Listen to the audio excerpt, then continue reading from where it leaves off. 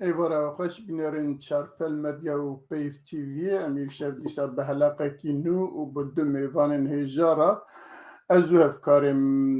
عبدالباقی حسینی هم شروع کار دوامی و هم جی هفکار برنامه امیشه بوارانه ده میوان می هجا هنه میوان می یکی جی دکتر محمود عباس کو گلک جارا لوربیه و یه دنیجی دکتر محمود جمعانه هر دو جی بریدنا برنامه مدا جی گرتنه هلبتون وانا باشتنا سن برز دکتر محمود عباس هم بخیر هاتنه سرسرا سرچاوا هاتنه هر وها محمود جمعان هم جی بخیر سرسرا سرچاوا هاتنه و ما مستعل باقی اشتراج بيجن تبخير هاتي وكان كاري ام الفرن و ام دخزمتا بشداري خوا و جهداري خوانا ام دزانه كنت حفته جاركي ام بيارين روجاواي كردستاني بيارين زيادتري مع علاقه دردك ام تين سر شاشه و بميوان خورا شروع دكن لی پیشی ام میوان خود به هر دو میوان می برزی چند هر یک جوان چند جارکی بونه میوان من لی دیساجی ام تخوازن جارکی دن وانا به بشتارا بدن ناسین و پاشجی ام در بازی برنامه خود بن. بله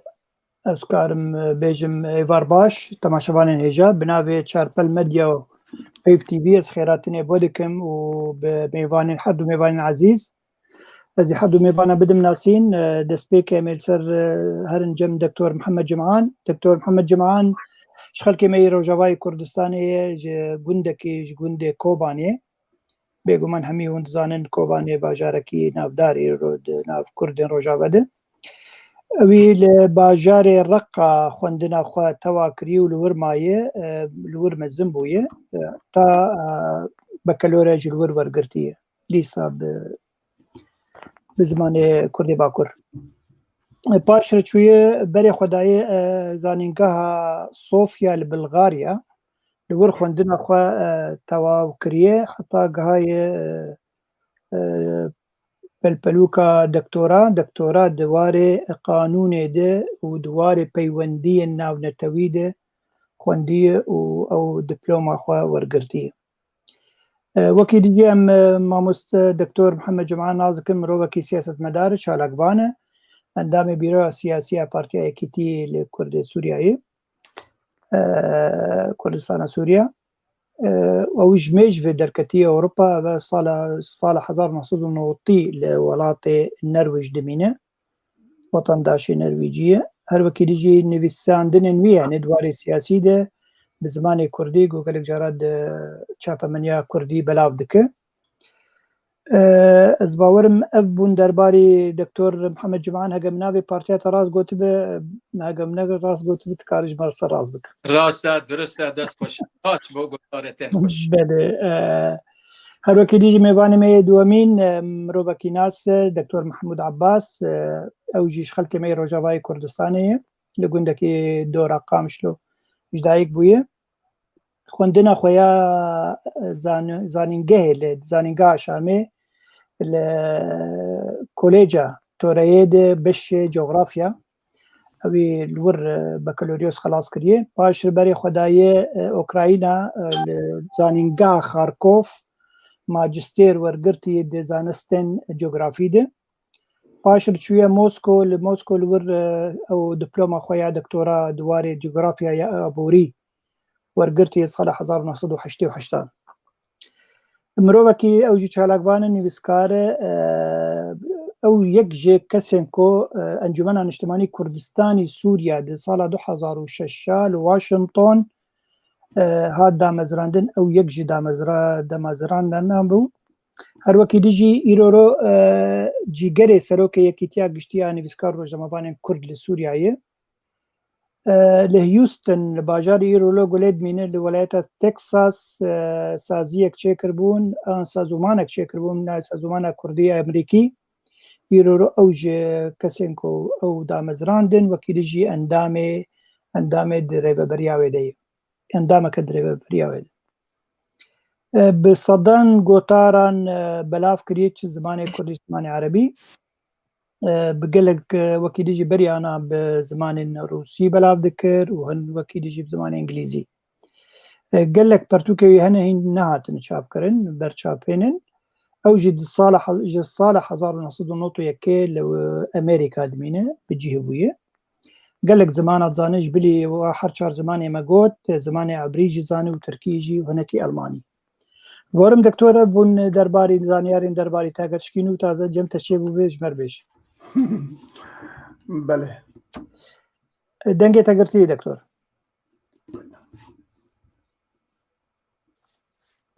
مش جم خوري سلام تمام مرة تزيم قوت تزيدا قوت تكيم نكر باشكك ميرزا دمدماتي فرمو سپاس ماموستا الباقی و ام جارك دنج میوانی خورد بجنهم بخير هاتن و ام يكسر در بازي مجاري خود بن مجارة ما عولي كو هل بجن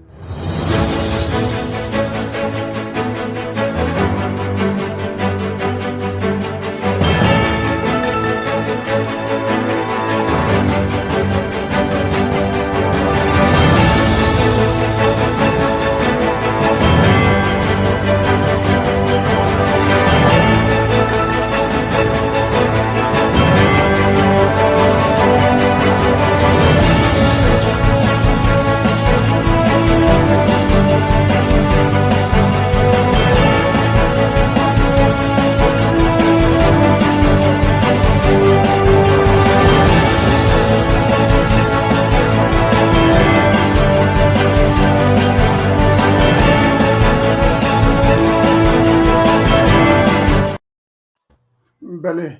گلک سپاس هوالی رژی لپشت پرده که او کماسیامه تمام کرن ام یکسر در بازی مجاره بون لی باش بو ویدیو جی نشان کر بو بشتارا بله مجاره ما اوله هالبجارتين نافخوين ريفبريا خسر و هلوستا امريكا يا جي هلوستا درو دور دنجي امي بخنا نافي وكو تركيا ام دزانه که ريفبريا خسر بفي هلوستي دخوازه خواج رايا كشتي و هروها هرم كرد بندستي ويدانه بخا استا که گروپک بس چکتار نینه بخواه که سیاسی که بیجه بن ایدی ما چکتار نینن بس چکتاری نینه و ام هر وها هرمکی دموکراتیکن و اداره مجی و ایدی دموکراتیزه بویه خلق خواه ادارت که بوی هلوستی اما چند جاره حول دوده که هلبجارتون چه ببه حول 11 هزیرانی بو به او که امریکا ایدیش بو چه جوان خواست که ویا پاس فبخی یا جهولی راکن ور حاصل جاردن حولکی دندان آنها دیسا امریکا به همان هلوستی جوان را بیجه وی او که بسکنینن وقتی وینینه و هر وقت ترکیه در و در جار اولی که بهیست رابو زخت خواه زیده کر درونا زیده شان ترور زیده کر ایریش دپای خوارنه کر ایریش دنداوا کر و هر وقت خواست بیجه که ام ری نادن تشتکیوها که هم ببن هرمکی ایدی وک سیاسی وک دموکراتیک و هم خلق خود خواه ادارت کن از بزرم با میوانید خواه از بچم با برز دکتر محمود عباس کو بخال امریکا دمینه و جنزیک فا های اویج سیاست امریکا و هرم روجاوای کردستان هیا دکتر به بیرو بوچون یاجی بزانسته و اف مسئله چیه و امریکا چما خوازه ویا بسکنینه و ریوبریا خسر جی جبو چه خوازه ایلا آنها وان هلبجارتنا چه سلاو ریز جو تبارکاکس سپاس دکن سر پرسک گران براستی سلاو کاک میرزا کاک باویمانی گلک بخیر هاتی کاک محمد جمعه گلک خوش براستی رو آماده بوناتا سلاو ریز همه گهداری هجاره و بینری دلاره براستی پرسەکە گرنگە کاک میرزا هەرتمیش کێم گوتیە ئیرۆ ینی کارێ بێژێ پشتگرتیا یەکەمینە یا سەرەکەیە ئیرۆ مڵەتێ کورد سەر لنگێ خۆمایان کارن بێژن هەردوو بەشێ کوردی یە ئیرۆ بەلکی فێدرالی بێ یا ڕێڤەبەریا خۆسەر بێ دکارن خۆ بپارێزنن بە بەریارە سیاسیە ئەمریکی ئەم نابێژن دووارێکی لەشکری یادیدا فەز دەبێژم چێ کارێکی گوتێ ئیرۆ بێکردن هەردوو حالیادە نەبەس ڕێڤەبەریا خۆسەردا گۆ نەکەوێ بەرجەوەندیا ئەمریکی دێ یا ئەمریکا بخوا لە پیشتای نەگرێ یانی دبن وەکە گوتی دڕیێ دیبلۆماسی بە بێژێ ئەم نەدەژێوێنە گەرەکە وی کاری پێ نەرابێ ڕێڤەبەریا خۆسەر بە یاد سێ هەیڤادە هەیڤا سێ هەیڤا وەختێ گۆرابوو هەلپەژارترێن دەخواست بکێ طبعا بەریار علاقەی مەژێنینە بێت چێ دەولەتێ داگرکار چ بێژن ئەونا ناکەوێ وەتایە گۆم سەر بسەکنن یا سەرەکەوەکە گۆم گوت ئەو هێزا گۆ ئیرۆ هەبوون و نەبوونە ڕێڤەبەریا خۆسەر سەر چەکنێ ینی ئەمریکایە بتەیبەت و دەولەتێ پەیمانیە دیژکێ وەکە گوتی ئەوڕۆپی ئەو ناتکەوێ دەرکەوێ ئاسادە دووادە ئیرۆ وەختێ گۆ هەنگی ئەمریکا گۆت گۆپێ نەرابن و پێشوێنارە خۆشییا خۆدا خویاکردن وەڵاهی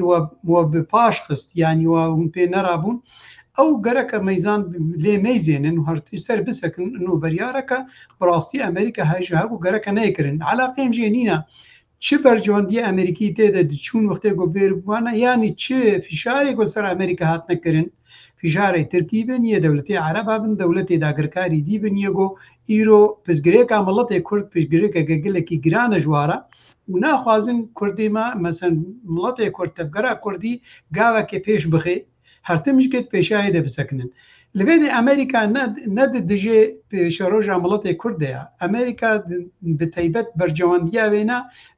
باڵانسیت خێنا بێدەکا هەبوونا کووردا و تەبگەرا کوردی حتاب چه ئاستێ فشاراوێ ناکەوێ سەر بەرجەوەندیاوێ ئیستراتیجیدا بە دەولەتی داگرکارە داخوازیە ڕێڤەبەریا خۆسەر دڤردا ینی قەزنام وەختێ گۆ ئەمریکا ولەتکەی ئەمریکا vêje لێ بەرجەوەندیت خێ باڵانسێ دە و بەریارا خۆسەروی ئەساسی دێ بەس لەوێ دێ وەختێ ڕێڤەبەریا خۆسەر دخوازێ بریەک بێیۆکە گۆتە داخویاکردن و دخوازێ دڤێر یا هاوا ینی ئەم بێژن گاوەکە سیاسی بدێ خویاکردنا دەولەتیدا ئەنو ئەم نە هێزەکە لەشکەرینە ئەم دخوازن ئاوابوونەکەی وەردە بکەن ئاوابوونەکە دیموقرات سیستێمەکە سیاسی ئەم لێ دەینن ئەف سیستێمە ها مەسەن نەبەس فقط کوردستانەکەی ئامادەکە ئەم هەرەما کوردی هەرەما منطقەی تمامی ئەم دووارەکی ئەمێ بێژن نەشتمانیدا یانی نەتەویدا جارنا وەکە گۆ دەولەت بێژن بێ نەتەویە بهتری نەشتیمانی بێ ددنە خویاکرد نودوێ دوارێ ئاشتیدا ئەم دخوازن بێ ناها سەرڕاست بکەن بەس وەختێ گۆ ئەمریکاوی ئاخرتنا هاتەی بدەی بگەرەکە بزان بن و ئەم مەیزاندنا ئەمریکی بێت گەلێکی فەڕاحترەش مەیزاندناوە دەخوازێ ئەمریکا ڕێدا ینی وەکە گوتی ژوار داخویاکردن و گەلێک ڕێدی هەنەت کارێ وێ داخوازیە ها بدێ سەر مەیدانی کارێ خۆ بدێ خویاکردن و هێزەکە سیاسیت دیموقراتیت مەشێنێ چ دهندروێ وڵات دەبێ هێزا کوردی دیرە تێکلیا بر بکێ تێکلینە دیموقراتی حتا وەلەو ت خۆدەیمە هەرتمشکێ خۆدەینێ سەر ینی وەکە گوتی پێشکەشی هەرەمێ بێ بەس توێ دهندرو دەبدێ خویاکردن و ینی وارەکی دیموقراتی ڕەسەن هەیە لێدا دەولەتیدا تێکریە بنا دەولەتیرە چ دیبلۆماسی بن چی سیاسی بن گەلێک ڕێچ هەنا گوت بدێ خویاکردن ئەو هەلبژارتنا ها ئەوەلە یەک ئەمین ناکەوێ بەرجەوەندیا مەڵەتێ کوردە ئەو پارێ گۆ لێ بێ سەرفکردن دووارێ ئەبۆریدا دکارێ وا پەرە بکێ مەسەن ئەمێ بێژن وەکە نەومینا ئیرۆ مەسەن باژاری حسیچە گەلێکی مەحتێجی ئاڤەیە کاوێ ینی وا پەرە لێ دەسەر بکە یانی مەسەن هەنێکی کەهرەبێ مێسە ڕاستکە وا کەهرەبا گۆ تورکیا وێران کرد ینی دوارێ ینی غەیر وارێ مەسەن ئەمێ بێژن ئەبۆریدا ینی دوارێ سیاسی دە دوارێ دیموقراتی دەوکە داخویاکردن خۆشم دزانن چتر هەندورێ ڕێڤەبەریا خۆسەر دەبێ پارچەکە ڕۆژلاتی ناوین تمام هەلپەژارتنا دیموقرات ڕۆژلاتی ناوین دەنینە یعنی وەختێ گۆنها ئیرۆن وێ هەنەکا بێنن مەسەن هەنەکە ئەمێ بێژن پاسپۆرت یە بەڕێوەبەریە یە بەلەدیاتە مەسەلەن گەلە ئەو کەسی هاوێ سەر بخۆ بن یانی وێ هەلپەژارتنا پارتیا بێ تێدا یاوێ رێڤەبەریا خۆسەری هەنەکە بناودەینێ دبن جلکێ بە پشت ئێوەگە گوتی ئەمێ بێژن پەردێدا و هەنەکە دەینێ و هەلپەژارتن گۆچێ بوو بتەیبەت ئەو ناوێ گۆ دەرکەتن وێ دەرکەبن ئیزن دیموقڕاتیەت دڤردەتنەیە یا باشتر ئەوە رابە هەنەکە بناو بکە وانە بکە سەرۆکێڤە شەرمانداری ینی شەهرەداریە و نەحەوجێت بێ هەلپەژارتنا و بێ پرۆبلێمە هەموازن نەقەبا خۆ ناکۆکی نەقەبا خۆ ئەمریکا دەچ بخ دەرخینێ یانی نەقەبا خۆ وا دەولەتێک گۆ دژی داگرکاری دژی مڵەتێ کوردیانی ئەز خۆت مەیزێنم ئەنو ئیرۆ وا هەلپەژارتنا چێ بکێ مادام ئەمریکی نەپێرەنە گەرەکە بتەیبەت نەکێ و گەرەکە خۆشیێ بدی خویا بێ پاشکردن نەبەس بێ وەڵام ئەجیلاند یا وەڵە ئەزنارم بێژێ بێمە سیستێم کرد دبنگەها خۆدا دوارەکی دیدا بەلکیم درێژ کرد قسوورێ مەگەر کاک نقطێتەنێ بێژم دبنگەها خۆدا حتا ئەv هەلپەژارتن بخوا د سیستێما سیاسیدا نەتشتێکی دروستە یعنی مەیزێنە ترکیە وەختێ هەلپەژارتنا ینی شەهرەداریە چێ دەبێ ئەو سیستێمەکە سیاسیەتی ئاواکردن سەرەکە شەهرەداریە لێ دەرێ تکارێ بێژەوە کە محافظ القامش لە حسیچا لە ڕێڤەبەریا خۆسەر دەشت سەرەکەی شەهرەداریە وارێ سیاسی دەستیوی دینینە وارەکە ینی دەستێوینا دگەهەیە فقط ئاواکردن ینی وەکە گوتی ئاواکردنا هەرەمێ ئاواکردنا یعنی ئەمێ بێژن مەدرسار یا شارع باژارە تشتێ و لە تێدا هەیە دوارێ سیاسی دێنینە ئیزن دەخوازن کاپێکیش ترکیە بێ نەوێ دەرێ و دووەختێ گۆ سیستێما سیاسی هەردوو نەوەکە هەبە ئیزن ئەv هەلپەژارتنا ها دگەل لە کوارادا نەڕاستە نەدروستە نەدوارێ سیاسیدا نەدوارێ پاسپۆرێ گۆ دەرخن نەدوارێ هەلپەژارتنێدا تشتێکی نەدروستە ئەز هێوی بکەم ژ ڕێڤەبەریا خۆسەر vê beryaraha xwe bidna paş û ji bîr bikin.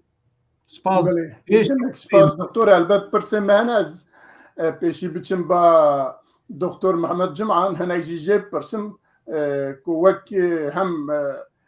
partiya wan li Herêmê ye Partiya Yekîtiya Demokrat Kurd li Sûriyê li Herêmê ye Mirza belê em ne demokratin Partiya Yekîtî Kurdistanê Sûriya Kurdistan Sûriya Musa bêjin demokrasî jê rakin Doktor Mahmud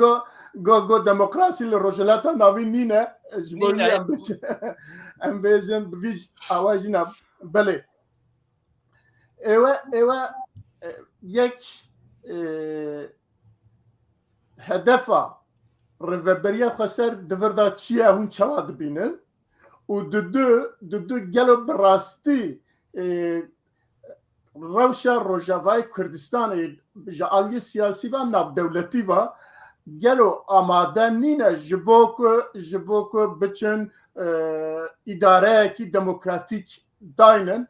em dibêjin belke rêveberiya xweser dikare şîrove bike ku ne demokratin bi filan û bêvan lê bi sîstemekî wisa pêngavekî wisa ku bêjin em gavekî davêjin ji bo demokrasiyê ku xelkê xwe demokrat û a dudiya eva eger tiştekî wisa bibe dibe mana tê mana ku wê derê êdî bi serê xwe êdî bêjin otonome ya jî serbixwe ye ya jî wek dewletekî ye wek herêmeke ku êdî xwe bixwe îdare dike ne ku çekdarekî ne ku Amerîka ku wê derê îdare dike yani ev mebest waye û bi rastî şertê wî tiştî heye li wê bi rastî rêveberiya xweser دوی منتالیته دوی هشمندی ده که دموکراسی بینه وره داره بخواد دولت و امریکا جی وانا وسا دبینه یا جی نابینه بلکه امریکا دویجه او هج نگیشتنه وی آستی جبویجی نه او نجی دولتین درو دور ریددن جبویجی امره نادم بیتشتی جنابه وچد بیجه gelek spas kak Mirza ez çikî bikî derenket ez jî spasiya we bikim جبو جناب و براسي برنامج و تلفزيون و چارپیل راسی کاری که پیروز هم دکن دست و خوش هم داری سیاست دا هنر دا و جدا دست و خوش اتم و شوپین مالا و آوا دست و خوش صابن هون هبن هر وها قالك الريزي من مزنج دكتور ميهجات دكتور محمود عباس راو نفيسكار ولي كولنر وجاميري كي چالاك كيف خوشم سر بلندم ايرو كبترامه قد ميرزا يعني نها مبقاد بين نها از گوتن الدكتور قالك خوش گوتن از خال نبه بيجي معنی هم تشتا تكرار نكن نها هل بجارتن او دخوا آلی قانونی دا حقوقی دا چه دبیج بو مسئله ریوابرنا کار جیانا خلقه یعنی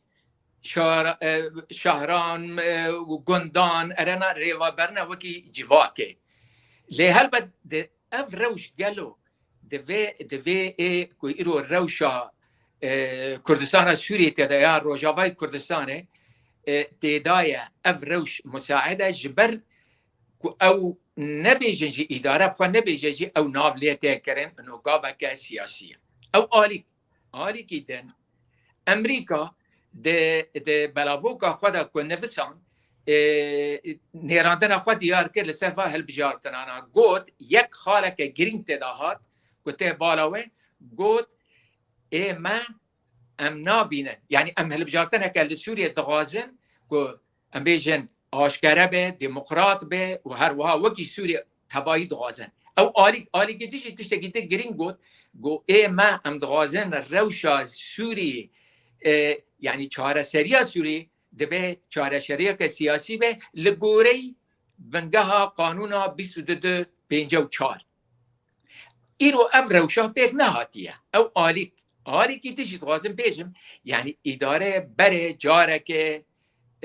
کار کرد لسر گو اما هل بجارتنا چه بکن کس جه نرازی بو کسی قبول نکر کسی هون دستک نکرن نه امریکا ایک و دستک دکه هل بد دبه مری و تهمه جلی نکه امریکا سیاسی واری سیاسی دا تجاران پشگیریا و بریا خسر نکریه تنی آلی لشکریه او آلی که تجی جیران تا سوریه رژیم اپوزیشون و انا کسی ایکو بورا يعني لازمه هفبش من جبر ملت خويجي جبر بر برسياري خود ناف چايره هيا اوجي انا كسي نيراندن خو اف دبي تاكلايانا يعني بارتي هلبجارتنا ك وكي يعني بارتيا ك بتنه دوازه هلبجارتنا چي بكن وافجي وكي جناب تفو قانن او ناوي درخن ناوي ببيجن و اوانا درخن وديسا پارتیا و ای نیزی و قانون و یعنی نونر خو یا نمزت خو بیل بکن و قضیه یعنی نابلی نکنه هل بجارتن جبر وی یعنی اد بینم کو وکی کرده کی چالکوانه کی دبینم کو اف هل بجارتن ندم خو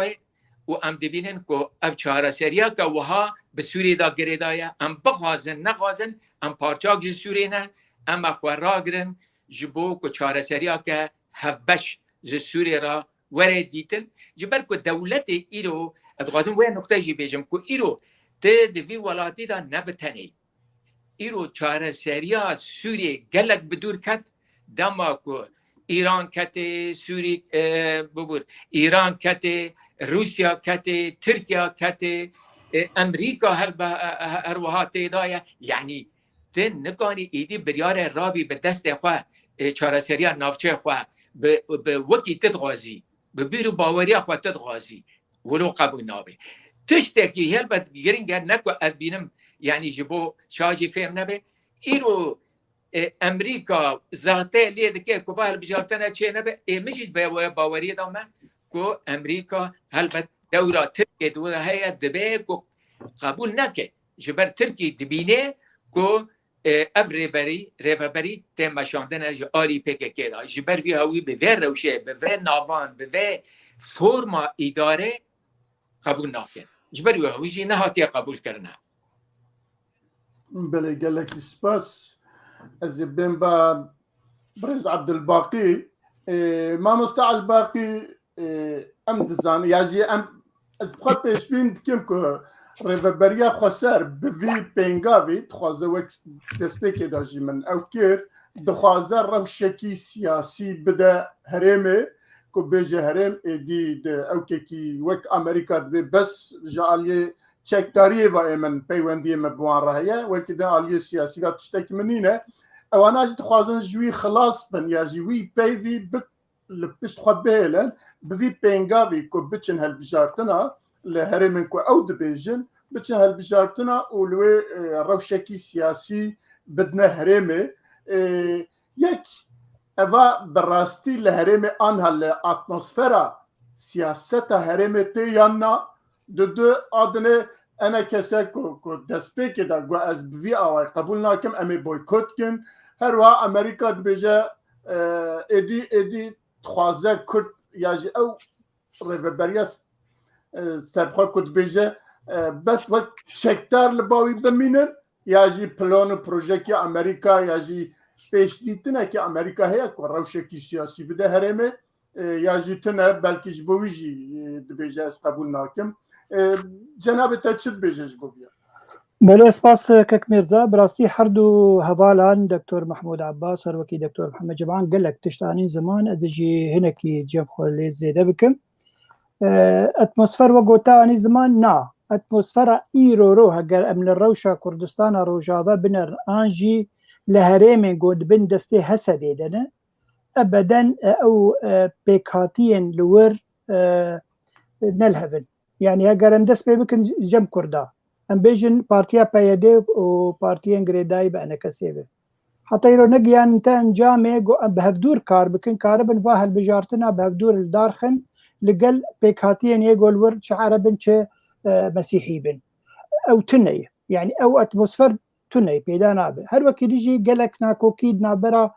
هيزن هسده و20 عربه للدوره رقه ودير زوري هنن او جماعتها جيد بيجن ابراهيم الهفل يعني او ناكوكي هنن واذا ما يتشاوى كارب هالبجارتنا الوي حريمي بك وناكوكيد نابرا تواد هي يعني وك هسدي انجي وك ريبابريا خسر و جروبين 20 عربه وكي هر وكي يجي عرب ومسيحيين لورد لهريمه روجافاي كردستاني حتى ايرورو او نبا ورم بريبابريا خسر او دبيجن اوكي حتى لقل وانن والجماعه كاردكن ودشخولن وبري خوجي دستينن بس او باوريتو ده باوريانا عربه بواك كردي عم بيجن كردن بريبابريا خسرانن والوكي يجي مسيحي او دبيجن انفير بريا خسر بده فرنج انا كرن ده فرنج الجمع سوري جبر ورقه وفرنج سوري بريا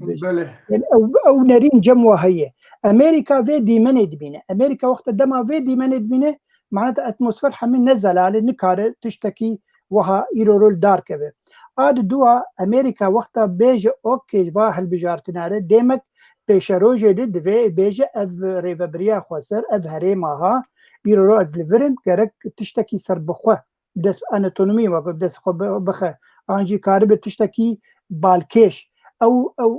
ایرو رو جم امریکا هی نهاتی گنجاندن هی نهاتی بر بچاف کرن کو او هریمش بو واکسن کو تید هندری ویدن او ملتی وی بگو من ملت لکیجه هریمه به وقتا ببین دست سالداریا مزن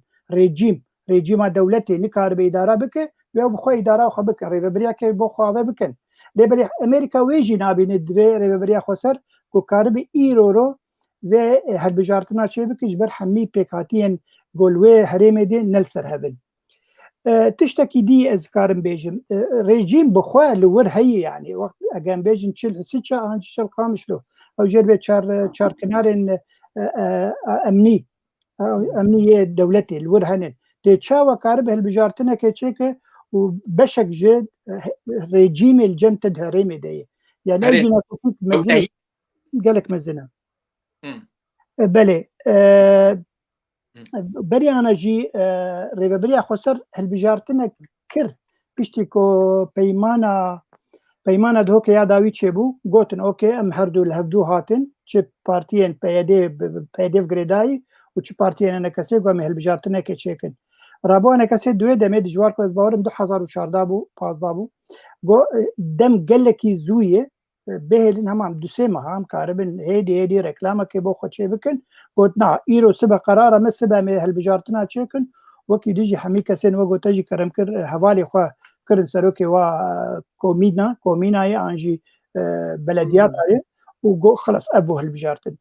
دما گوت في صورتي دخل كي انه اب هالبجارتنا تدفيرنجيه كسك باوريا وبيتنا وامريكا جي باوري ببي مسليناينه يعني از قال اسكار منين خويا شخصي جي بيجن ايرو روغو هالبجارتنا كراستقينا لهندري روجاواي كردستان شبه ديسا بيدي انجي ريبريا خسر 40% ناينن وبصرنا كبن بكسن دي بسر بكبن بارتين بنا كسيغري داي ملت بخوا بكارب تشتكي بدزبخينه ناف بارتيا جو ايرو رو دسل الدار بله سپاس کتمری بله گلک سپاس اگر تشتكي زيادة ميواني مالي زيادة بكن تنبا ام في مجاري درباز بكن كاك ميرزا فرمو تشتكي براسي ادميزين قال لك جرينجا برين هاي جار كدي جارم سر نيسان ديا بس استخوازم هكا كارمز كورتيش بيجم سر مسألة بريارة سياسي يا امريكي او كارن بيجن يعني يعني قد بيجن اعتراف سياسي امريكي بريا خسر جو كان يعني كرما خود كاربي دبخازي كلام فرمو دكتور مزينا بتيبت امريكا قوم زانن يرو الرجا يعني الرجاوي كردستانيا دوارك عسكري بوارك لشكري تديا بس بتيبت دكبي برجوانديا استراتيجي دا او بتيبت بريارا وي سياسي يا هري جرينجا دهرم يدغون بريارا سياسي بانا وكغو ام زانن يعني چه رژیم به چه ترکی به چه اپوزیسیون سوری به چه روسیا به چه میلیشیات ایرانی بن و ایریش ریبریا خسر بکن نه اما يعني افها تمام نويرن ايريش بكن نجبرغو نحصد جن لشكري امريكي دورده جبرغو بريارك سياسي امريكي دورده بريارة استراتيجيه جبرولو جوي هنكارن امريكا ايرو اعترافا رسني يعني وقو قوتي يعني چه بيجندا ناف دولتي انجامين اولهيدا او نتوي يكبودا اعترافي بريا خسرنا كدوارك سياسي دا ميزاندنا كدور او كاري بيجي جوارك استراتيجي فرا جبرغو ايرو ريبريا خسر تبي تنبي بارچكا سوريا يعني سوريا نتو تمام يعني عفوا يعني اجتماعي يعني وطن سوريا قد بيجي دا وقتي جو ايرو اعترافك او بيرو بهوريك بريا خسر بك بروارك سياسي دبي قنصليه خول ويدي تشيك القامش لو بيا تحسيجا قنصليه خديني او قنصليه دبي بسفارات بغريداي بي سفارات الكويت دبي الشامي بي دمك جو امريكا دبي اعترافي بسوريا اعتراف اخو او دور پیش کرنا خو سياسي يعني ابوري سر سوريا هليني يعني دبي خوش بريارات 22 خو بكشينه اذن لوي دري امريكا معاته حمه او برياري بي بري قدجي سوريا دبي بهيراندن جبوني اعترافي بريا خسر بكي لوي دي بيناكي بس جبير نكن انه امريكا وقتي جو بريارك هالو درت خيد بي ازنب هالبجارتن يرما او تشينا به هالبجارتن تشي بي وچكي اب بريار سياسيه دمك جو امريكا دبنجلي كده ان دايركت تكليه بريبريا خسرة تكليه بهندروي سوري تماميرا تكلينا سياسيين راميارينا نبس على شكرينا وقت تدخل هندروي بريبريا خسر دكي اذا كاك محمد خلاص كما اذكرن كاك جماعه ازينم اذا اعترافك سياسي هاي نقو اعتراف سياسي يعني ميزان تنك سياسي هي تكليه سياسي هنا وكاكو امد زانجي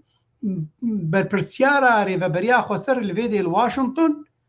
سينا محمد بربرسيارا كمعترفة به انديركت بشكل كي نرس ميرا الفيدي الواشنطني تكليا حتى بالسيناتورا ردكي واسخوش بيزانم يعني بله. او اعترافات سياسي بيناكن دوارة جديدة آلي جديدة تشتيقو امريكا جد سكنين ناهي لغو او سينور درباس بيش سينوري لشكري وتكليه امي بيجن شر داعش ويديد استراتيجيات همبري روسيا دياد برجوانديه ويناي دندرو سوري ورجلات نافين دا دهده قوي سينوري درباس نكي نكوي سينوري كاعترافك سياسي چی هەیە سیستێما ڕێڤەبەریە خۆسەر ناکەوێت سیستێما یان داخوازیە ئەمریکیدا ئەمریکا دەوڵەتەکە ئیمپریالیە دژێ چ سیستێمی سۆسیال بێ تجمێیە کۆمونیزیکی کۆمونیستیە بێ نەپێرەیە بەس ئیرۆ بەرژەوەندیا وێنایی دوارێکی دیدا تێکلیە وێنە وەگۆگوتی برێڤەبەریە خۆسەر دمەچێ جابێ خوشبات شتێهاتکەی لێ ئەس بەهەوەر دکم گۆرێڤەبەریە خۆسەر سیستێما فیدرال لەدابانە وەکە یا باشووری کوردستانی و ئەو داخوازی گربانە داخوازیکە گران بناوێ مڵەتی کورد نەتەوا مڵەتی کورد ئەس بەهەوەر دکم ئەمریکا وێگاوە کە فەڕەحتر ئابێتمانە دیواریدا ئەس گەلێک جارام سەرێ ئاخرتن لەوێ دەرێژگەی و ئەڤنا چاوێ خوژێ گرتنە وەکە گوت بێژم بێ ئەرێ خەبەراتێ بەس نەگوتنە ئەرێیاننا یعنی ئەف شتێها دهێلێ گۆ هەنەک مەسەن کێماسی ئەوتکارێ ئەمریکا بەریارە خۆ قەنج زەلال نەکەی لێ ئەس بەهەوەر دکم ئەمریکا لەوێ دەرێ وەختێ گۆ بەریارەکەی ددێ و سرد سەکنی ئەف هەلپەژارتن چێ ببن و هەلپەژارتنە سیاسینە و تەدەخل کێ دەمەکە گۆ ئەمریکا تەدەخلەکەوی سیاسی درێڤەبەریا خۆسەردا هەیە سپاسکم گەلێکی دیسە درێژ کرد ئەزێ پرسێکی لەبەر بکەم دکتۆر ئەزێ پرسێکی بکەم پاشە بچم با برز جمعە ئەزە جەنابێتە گوت بریارە 2254 ji bo Amerika anha mutlaka anha dibe ku sibê biguhere heta ku ev biryar neguhere heta ku ev biryar neguhere çünkü 2254 bi giştî Sûriye Kurd jî têde hemî Sûriye alaqedar dike Sûriye girêb de yani çareseriyekî bi giştî dixwaze êce eger ku Amerika ji bo Kurda bi taybetî ku tiştê ku niha em behs dikin herêmekî serbixwe herêmekî wek otonom bixwaze ew çax di 2254 nemîne li ortî فهم نەگر کاک میرزە قەزات ئەنۆختە اعترافا سیاسی 2254 بکە ینی ماتە ئەو کاتە ئێدی ئەو کێکی فکرێکی وی کولێ هەرێمێکی کوردستان سەربخوا ئۆتۆنۆم یازی فەدەرال بمینە ئەو فکر نینە تێدا ئەمریکا من حتان ها نهاتیە خویاکردن نهاتیە شرۆڤەکردن دیتێلی خۆوە دەبێت دوێ 24 ئەو بەریارە نەتەوەیەک بوو ئەو ئەنجمانی ئەولەهی بوو بڕاستی ئەو نا دەکەوێ وارەکیدا کە سیستێما سووری تمام بێ وەختێک گۆ بکەوێت دیتێلادا ئەمریکا بتەیبەت گەلێک جارە ئەمسەر سەکنینە ئنو گەرەکە ینی سیستێما ڕێڤەبەریە خۆسەر ئەو سیستێمە هەرەما ڕۆژاوای کوردستانی وەکە سیستێما باشووری کوردستانی بێ گەلێک خستن گۆ نەفساوی تەجروبێ دووبارە بکەن بەس طبعا لێ دێ مەیزاندنەوە هەنا ئەنو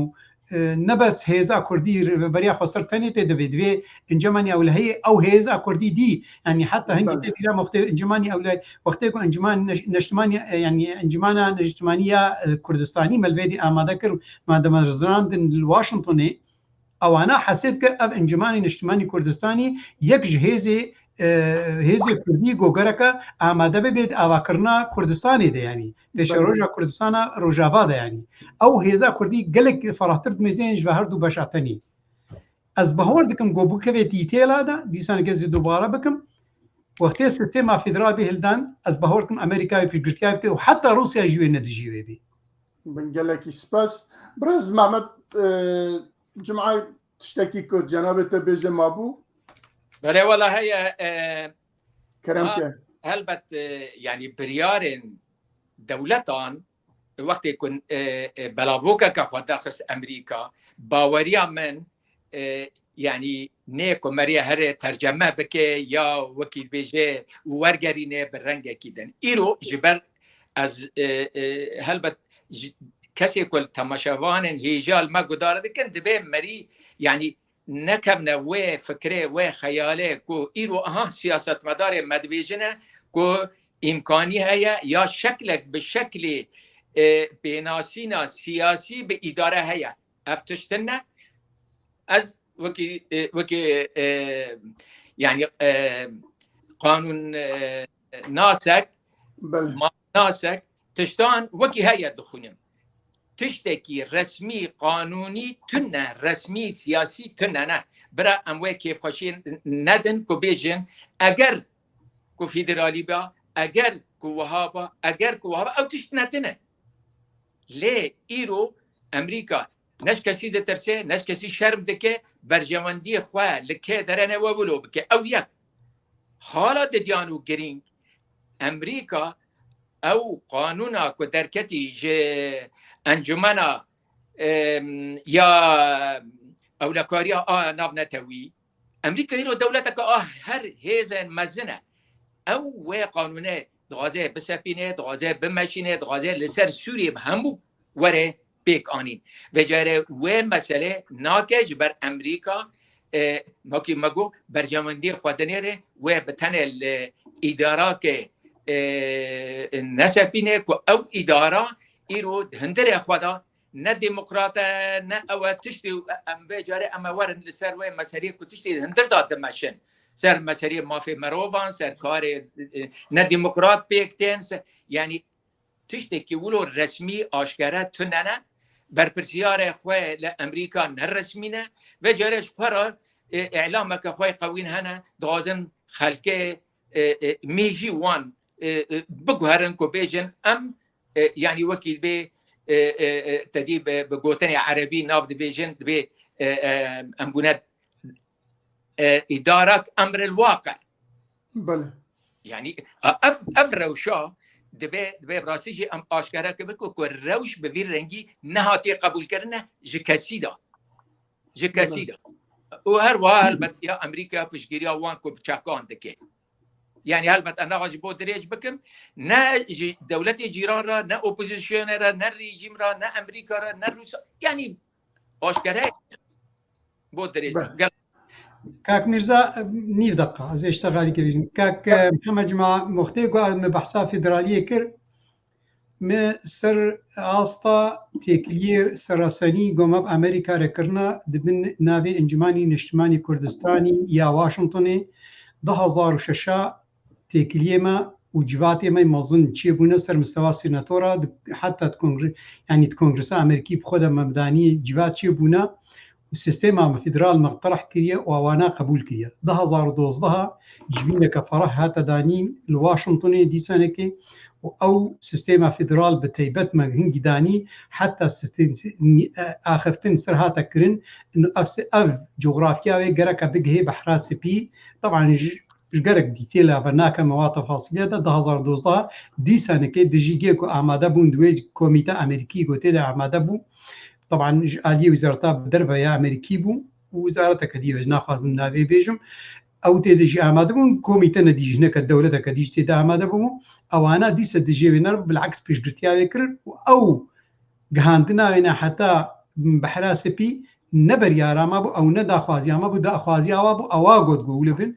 أو خريطة جو إيرودرت كذي مبخ أو خريطة نيسان مجوار بيش كر مجغرافيا أو خريطة بديتيلي بنا مدانين طبعا تشيبو بيشينارا ناخذ من تفاصيلها 2014 دي سنه كجبينك تشيبو ودي سنه كي نتجي بالعكس دي بيش قرتياري فيدراليه كرن سيستم فيدرالي كرن وبيشينارا طبعا تيكلي هاتنا غورتن هاتنا برين بيشتيغو ريبريا خسر كتم مبارك جديده اذا نك نما اخذن تشيبو از اعتمادي لو اخذنيغو جوينيغو هاتنا داني از بيجو سباس قالك سباس دكتور محمود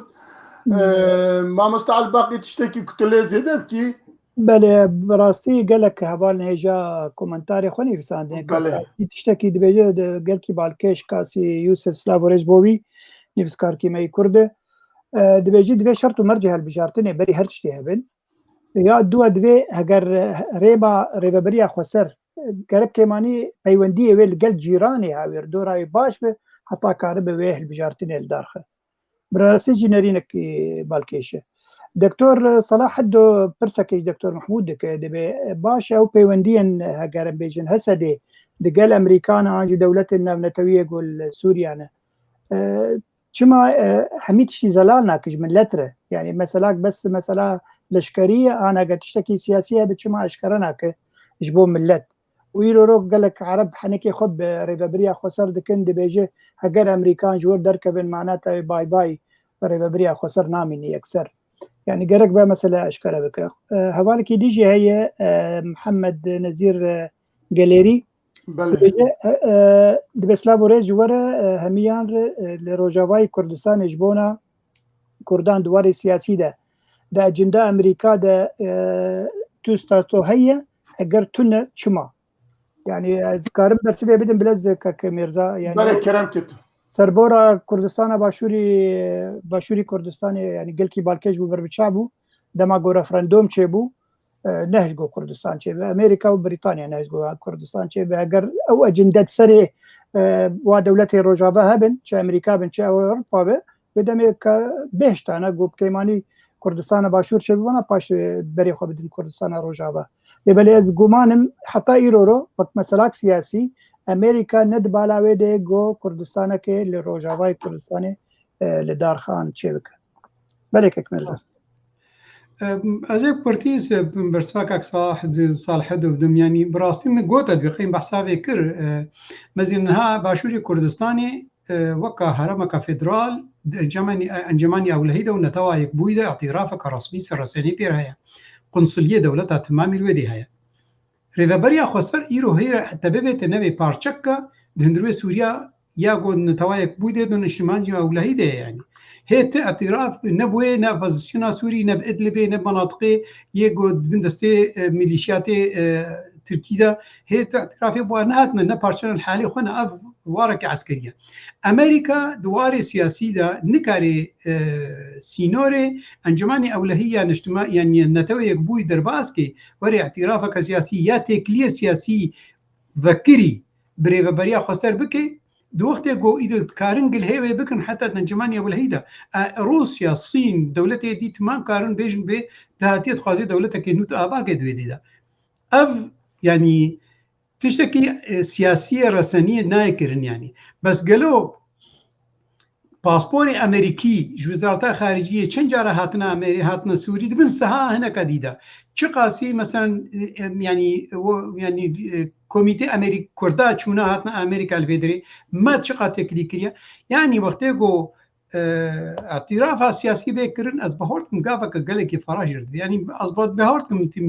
خشكم ديتيل داني يعني دبي اولا مثلا سفارات قنصليه خفك قنصليه هنا دبي بجريداي سفارت سفارت وقتي قفك دبي بريا بغوري بريا ديس تو بنجو چارا دبي بغوري دو پیش کرنا خو سياسي و ابوري سر سوريا هليني يعني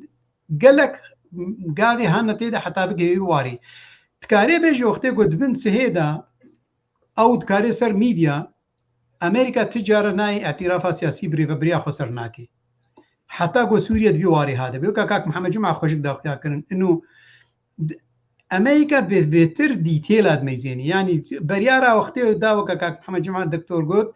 جو وقتي بريارا او دا جو امنا بيرنا خوشك قلت جو ام تخوازن 22 54 بن سهاوي دا چارا سوريا الهندروي ريفابريا خسرش كيو بشروجا سوريا يجيبكن جوي درباس نابي حتى ها بريار او بريارا يعني وقتی گو جوی درباس ببی دوی هری انجمانی اولهی نتوان یکوی بریاره کدی درخه حتی سر آستاوی بریاره ویجه تکلیاب که بری و بریا خسر و غیری وی نارش بله گلک سپاس وقا عفوا وقا کاک بابی معنی گوتی يعني ببین نبین يعني ابناج که گرکم بزن بین نه امریکا و نه ایرو دولت پیمانی کرد يعني اوروپی حتى انها ند بیر بهوریا دا و ند برجوادی آواده گو کرد پیش روجا کردستان یا کردستان چی ببی يعني ابناء قرا كان بينا هرتمش قل برشافا بهله بله گلک سپاس ام وی مجاری درباز دکن نزدیکی 5 دقیقه چو ام درباز مجاره خواه دیا ببن ام ورن کم جوینا عربان و اگر خواه وکشاندنا وزیر دربا یه سوریه جوینه ام دزانن که 2 هفته برنا جوینه کی عربان وكم جينا عربان بيكا دويدا اوكي سوريا جميج واتيا قبول كرين كنت تبيوان جينا دبا وهروها دوي جيني دا علي تركي وزير الدربا تركي هاكان فيدانجي بشتار ببو قال لكي شيروفكار دبيجن حتى كو سوريا قبول نكرا دي تركيا نكاريا كو اكيفا وفتا خواه بشانداوی جوینی البت سوریه قبول کریه که آوا چونیه ایجا مادم موسانه دوی جوینی دا مادم سوریه قبول کریه و ترکیه جی هیتا خواه شاندیه لگل وزیر خواه در و حاکان فیدان دما کو هاکان فیدان درته بر میکروفون باخفه وزیر سوریه فیصل مختار به هیئت خوا سالن ترک کن نخواستن گداری بکن اوت معنا کو پروتستو کی ته معنا کو چاقت سوریه های او جوی تشتی تنه کو فیدان چیه و یا ترکیه هیئت خوا شاندیه و از وی او کی جوات پرسم از وی جاره برز محمد جمعان پرسم شیروه وی چیه یعنی پیش دیتنه وی چیه یک جوی کم جوینی چما ترکیه چوه براستی سوریه های او جیه بو قبول کربو که چو بوه یا جی به سوریه دولت عربین دن بریار دابون که بیننوه بخنا امری واقعی لسروانا او مسئله چه بو پاشن بین پرسندن دوی دا گلک سپاس کاک میرزا پرسا که هیجه ابجي باوريان بن هلبت بالروشة سوري بالتوايي قلم بريدا قريداية نها دمكو ام دبيجن اف ولاتين كو ايرو سوري خستنا بن دستي خواه وكي روسيا وكي تركيا وكي ايران وامريكا يعني كو چاره سرياك نديتن لهف نكرن معناه خو النتيجة وكاركي وها چه يعني ولات عربان هيدي بيواندي خو بريجيم سوري را چه دكنه هلبت بري چند روجاجي وديت كو کنسولوس خانه یا سفارت امباسادا سعودی رسمی لشامه بکرن یعنی البته اف جی وی کو چه بوده بحث کرد یعنی البته با من جوالات عرب ده هاج تایبت سعودی دا کو کار به کاره کی نیزک بونه که دنیب هر دو ولاتا دا چه بکن جبر کو ایرو سیگنال جه هر دو آلیا دا جی ته خویا کرن کو هر جی یعنی وکی بنگه نل دجن کو پیوندی خوا چه بکن یعنی هر روزه ام دی بیسن خبره که لور لور کو که اردوغان و اسد لجیو کی لهفته بجبن لی تایبت لبو واجبینه از باوریا من کو یعنی هی نگیشتنه و آسته کو به هفته گیشتنه و اتفاقه هم بیجن پیمانه که کو بیجه هم ورن و امجی ورن و لوه در دیاره هی نگیشتنه وره لی او وقتا کو هاکان فیدان در کت گوتارا خواه ببیجه و وزیر دروای سوری باوری هم او در کتناوی وکی ناو لی بکن بتنه و شو وکبو تشتکی تم معنی ناده اونا که جبر هر در رژیم جی دبیجنه کو پیوندی میدزی هم آلی اولهی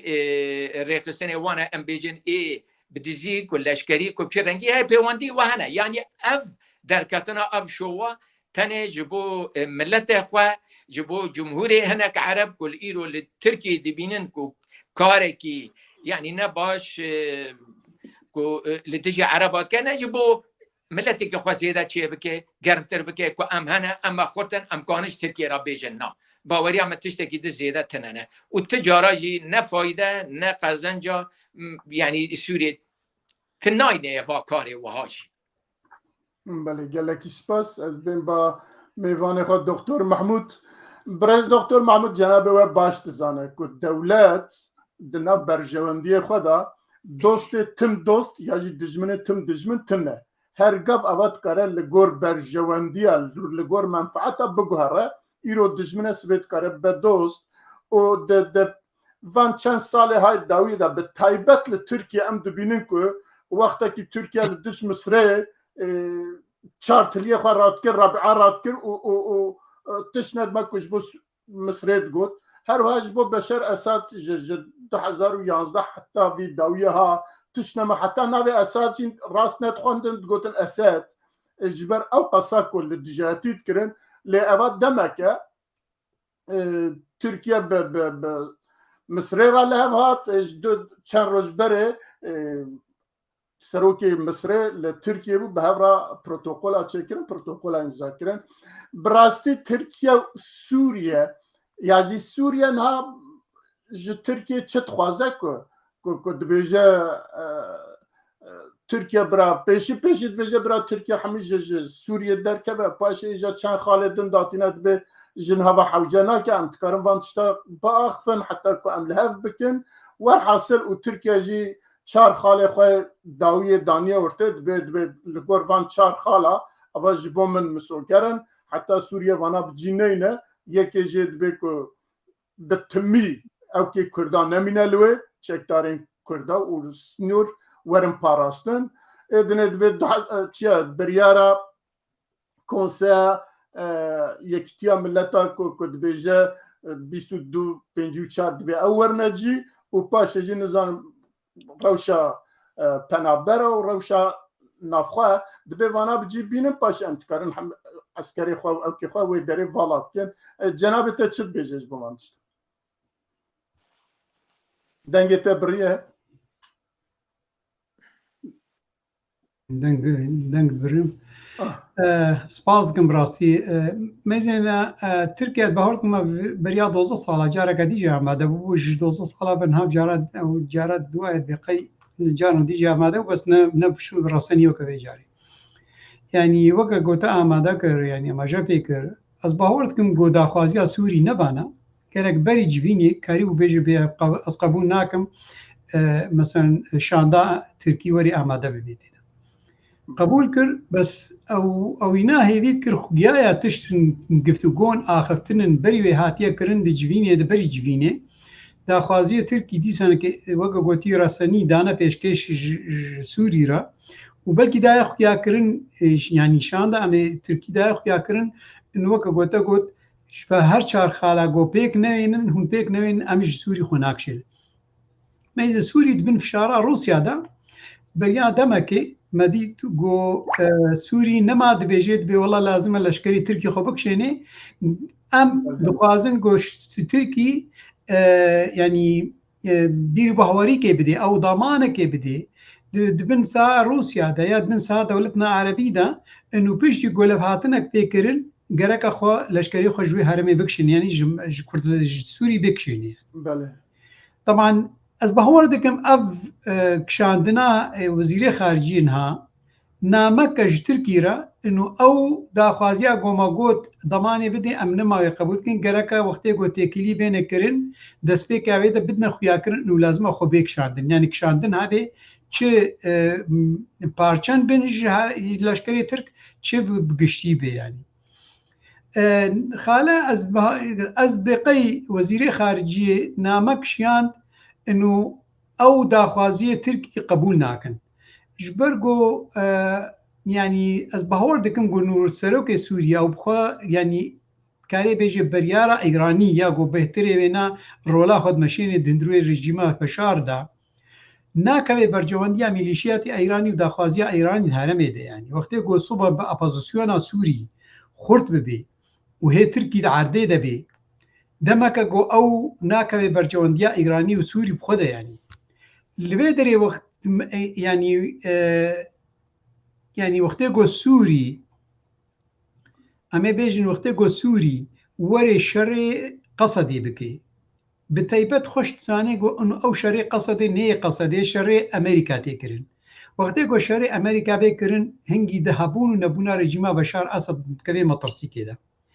اف نامك قالكي از بهردم قالكي فرح بوج باش تركي را انه لازمه يعني خبك شيرين بريغو ام تكلي بكرن قالوا خاله كديدا قالوا اف دي خويا كرن انه او يعني قربونا جو ام تركيا تخص خونيزيكي سوري بكي او قربون هنكي صار دبي برين هاجارك تجاره مقوتم جو ام نزيك بونا تركي جسوري را نبس جبوني قلت يعني سيستما سوري يعني واري اپوزيسيون سوري سراسكي يا كوشبار راسكي او بخويا سركجي او چيه چلو بيري وبريا خسر چلو هيزا كردي ويران بكي هيزا كردي لاواز بكي هندرو سوري دا ميزينه برين ها تركي قالك بلان قالك بروجا بيك انين چب امريكيا را چب روسيا را چ وقت عفريني حتى انها دريا داعش و دخستن جو بروجي ريفبريا يعني بروجي نا ريفبريا خسرتن يعني تفقرا كردي تمامي قرك او رولاوي نميني تندري سوري دا gelek proje pêkanîn gelek plan pêkanîn hemû planê bi ser neket ez xwe mezên ev nêzîkên bûna Tirkiyê ji Sûrî re ev plana pêncaya ka gocer berîn hajî da xuya kirin plana pêncaya got Tirkî pê dirabê bêçawa dikaribê mesela tevgera Kurdî lawaz bike û nehêlê ser pêşeroja Sûrî de rolekê bistêvî. Ez bawer dikim milîşatê Eyranî ew dikaribê Eyran û Rûsya û em û Sûriya xweşik vê planê zanin got bercewendiya Tirkî çi ye û bi vê bercewendiyê nameşin ev kişandina Wezîrê Derveyî Sûrî ez bawer dikim namek bû di vî warî de ji yariyê Tirkî ve û ev yanî daxwaziyê te pêk nayên heta gotu xwe jindir û nekişêne wextê ku xwe bikişêne jindirê Sûrî bi taybet opozisyona Sûrî bijarkerê diçe yanî ez bawer dikim rejîma Beşar Esed dizanê wextê opozisyon bê wêran kirin û Tirkî derkevê wê karibê têkilînê xweşik bi rêveberiya Xweser bike yanî em xweş zanin rêveberiya Xweser û qesedê yanî peyê dê ûna çilo hatin ser yanî erd zemkirin bi taybet rejîma Beşar Esed xwe kişand weka gak bavê manî got çarçovê ewlehî yê mirbeat emniye got bêjî de xweşik xwevara kirin û pêdê kete dewsawa de yanî ew dimezên û ev wextê opozisyon nemîne û Tirkî derkeve wê karibê têkiliya rêveberiya Xweser bike ya qesedê bike bi warekî aştî yanî ne bi warê leşkerî. بله gelek spas doktor است me ba برز مامۆستا الباقی هەلبەت گوتنین تەژی لێ هەیە لێ di nav van pirsa de pirsekî din jî di nav van hevdîtinên Tirkiye û Sûriyê de li hevkirinê wan da rewşa opozisyona Sûriyê ew ê ku li Tirkiye ne ya jî ew kê Tirkiye de ne rewşa wan çi ye karî hinek behsa wî jî بله سپاس کک میرزا از گمانم می وگرینکی پاش چما و وزیر اجدر و سوری خوبکشان جوی کم جوی نه عربان بله او سیگنالک دا ترکیه گوبیج چندی زخطه آن فشار روسیا لسر هبه لسر رژیم بشار الاسد آن جیرو رو مصر تانی زمان مصر او جیرو لکید لیزید خوازی ترکیه و سوریا بگین هب رنگ کجرنگا از باورم و دوزا وزیر اجدر و ترکیه کربو گوبه جوینه حاضر ببه بگومانا من هگر های سوریا جی هبا گرک جدسپیک حاضر نبونا لیبلی خویای او تخواستن و نامه آنجوه مساج بگین ترکیه انو چندی فشار سر مبین جالی روسیا و جالی مصر و وقت دولتك عربي ام قبول ناكن الا دفي او تشتمه بيك ورن روسيا ايرو رولك قالك مزنديز او دخوازه بس يعني رزابونا تركيا شما تخوازه تركيا قكي نزيكي خوبك او جربي تجيراني هري نزيكي منه قالك جمهوريات نيجو بزبان التركي دشتغلن يعني بزبان التركي دشتغلن وبناف مدنن يعني قالك تب عليه مبي او تخوازه يعني دقكي تركيا جناتو بكشينه اجي لا حتى اقول صار حسابي ملتي سوري به حتى اقول صار حسابي ريجيم سوري به فجبر بها سوري جي وك ريجيم او جي تدق هي مساله في بلانا يا روسيا تركيا استراتيجيك جمعيه تجاري او نماج سوريا دركب بالتايبت لجعفريني شما جعفريني تايبت عفرين ايرورو يعني اگه كرد روجاك خارطه خود چه کرن يعني باجاري هري نزيكي آوي نزيكي بحري نزيكي دريا سبي فجبر فيها او ناخواز دركب جور وهجر روجك جروجاجي بيمانك دنابرا تركيا وريجيما بشار الاسد شيبو او بشرطك يمزن جالي تركيا به ناوي وقو ما قلت بيمانا اضنا وقالك برفراه بك 10 كيلومتر بدم يحمي عفرين دبنده سويني لسا عفرين وجرابلس وسريكانيه انجي وبيجي ازي باسن خوي لشكري لعفرينه ولجينادي ازي دينم داكو اس خو باريزم مثلا خوي امنيه نتوي اس باريزم از گمان اف پلان جي هي نابرا روسيا وتركيا دي جوروجا كجروجا جو هات بيمانك چه بود نابرا تركيا ورجيم بشار الاسد وباسن تركي ل باكوري سوريا انجي هرما روجاواي كردستان وهبن بله دفردا روشا اوبوزيسيونا سوريا كل تركيا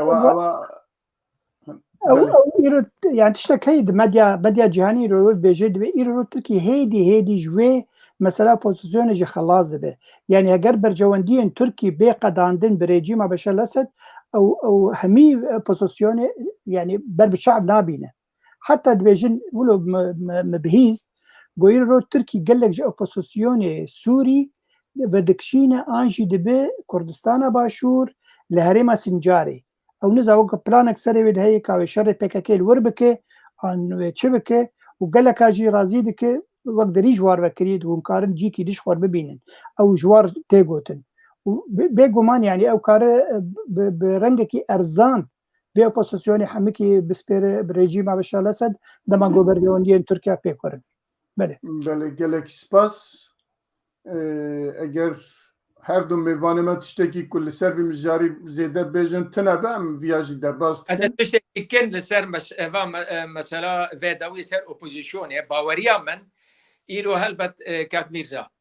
keremke نقول اري متسبيكر nana keremke بله سپاس يعني ادبينم كو براستيجي ايرو كو اگر هاتو لهف هاتنك ما بين رژیم سوری و ترکیه دا پیک هات براستی هر زرار بکن اپوزیسیون سوریه او نمره یک نمره دیجی کرده يعني ابا هر زرار ليه تشتي كو ايرو ديار دكه هلبت تركي زاغته بنجي ازي قلتنا كي تمام بكماك حتى قو دكتور محمد او هات يعني يجي مثلا بني ما بحث كلكم مثلا هالبجارتنا نهيشتن للدجمان هي زوريت كنا زغتيت كنا لعفرينه زوريت كنا هروها مثلا يا اوبوزيشنري تشتكي من خبره مجيه كو اوبوزيشنري يعني ترك دولة اوبوزيشنر نشتنه كتبه هم خوانيزكي ريجيم بكن هيدي يعني وكيل به فقرا ولوره أبى جاري تشتي كونها وشيب سري أوبوزيشن بده باوريا من وأوبوزيشن وديار دكيا كوه بارشة بده يعني ديار وبيجي كل ده ناف شيء دبن دسته أف تشكدار هذا قالك ماش لديجي تركيا شيء بونو هروها أو آليك وباوريا من آليك به يعني حكومات تورينا آليك يديجي مسألة إيه آلي براين مسلمان وأوجي هالبت باوريا من ويش هالب بقتن و يعني و بارشة بمن وقالك زرارة كمثلا ورا البوانا. ميرزا جان بس ولو كومنتارك منها هي خالك جرينج براسي يرو ريجيم السوري يعني جرك وقت دولتك حتى يرو هاتي خيط كرندنا دولة الجيانة هين رسمية يعني فرمية نكار قلي لتركيا بك جو دولتك داگیر کره هاتی پرچن جهر دیوه داگیر کریه او چما نکاره جبر رژیم بتوایی ز لاوازه یک آد دو دما گوه گلیه بکه و دمی او هریمین گو دبن دست ترکیا ده اپوزیسیونن اپوزیسیون دمی دولت ناو نتوی دولت زلهز ویج بشار لسد بخوازی رژیم سوری باشه اف کسین هانه که کویدو وقت ترکیا خوبکشان او کسین جواک دوری سویل كشبك جوا ندبي تشار سركلنا كجواب بي ودمي كارن لا فرضي بكن دبي اوكي ويش حاجه تركيا فكشيا دبي بريار دو كجو شارت بيك ورينا كنت بيكاني اوكي وكارن ضغطي لتركيا بكن قلت تركيا خفكشينه جبر بيها حتى ايرورو تدعواه رسمي جاء رجيم بشار الاسد لديجي هبونا تركيا لناف خاكاوي لتونيه بله جالك سباس يعني دمينا دركتنا تركيا دمينا سر خالا بيستو ددو بينجو تشار اگر بجيهات لسوريا ودمر دي تركيا جي مجبور بج ودركتا راست بله ان جالك سباس ام درباز دبن خالا خوي سيا خالا مسا رمش عفريني بالتباهية وبراستي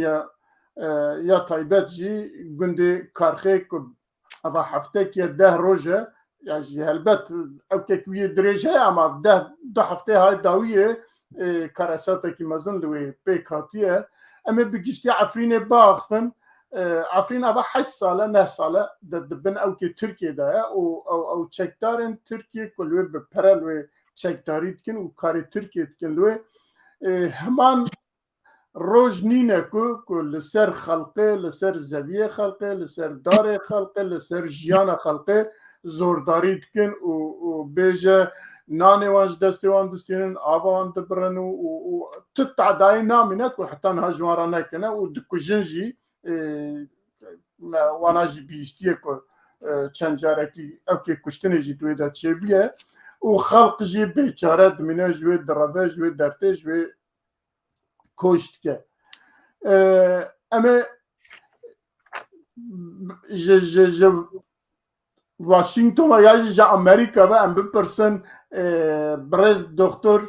محمود في او كي چوا شيروفت که چوا دبینه روش عفرینه و پاشی جی امل سر چاره سریا ویجی باخته. سپاس کاک میرزا. بتایبەت وەخت عفرین و سەرێکانی و گرێسپی گەرەکە بەری حەمەتشین بێژن ئیرۆ داگرکارە عالیە ترکیە داگرکارە و بتایبەت داگرکارە نەبەس پلەشکەریە خوا ینی بە هێزێ ئیرۆ هێزێ ینی کارێژی بێژی مرتەزەقا هێزێ ینی دبن ناوێ لەشکری نەشتمانیدا نەتەوە شو بيجي هنا كاري بيجي القوات العربية وقوات الوطنية بيجي القوى الوطنية والجيش الوطني بن سهاوادا وهريكي بشكة يعني بشي عمشاتا ويا حمزاتا ويا هريكي يجي بنوكا مافيا هر بارشة قرتنا وبيجي قاسي بيجي بري بصين بتايبت نوردستيا وزيدة ترد بيهنو هنو دماغو آريكاريا أبوريج دولتي دربا يقوك قطر ويا السعودية برين هاجوار ديشان وقتيقو كيم بي بشارة خود بردنا سر ملط بيتشلو ملط ويران بكن بيتشلو ملط يعني شبرزة بكن وجوا بيجا جوا بميجن دوارة جديدة براست يعني بريم بكمنا بيتشم أفتشتها شو بوا يعني تدميزيني إيرو نعم بري كيدي كمجوارة جوت يعني يكي عميدك يجوا بربرسياري مهارمية طبعا يا عفرينية دقولا مثلا جندي كاخري مثلا برينها وقتكو هي يعني او نا حسيت كن وكانه بي كي كي يعني بيديبون يونا انه مثلا وقتكو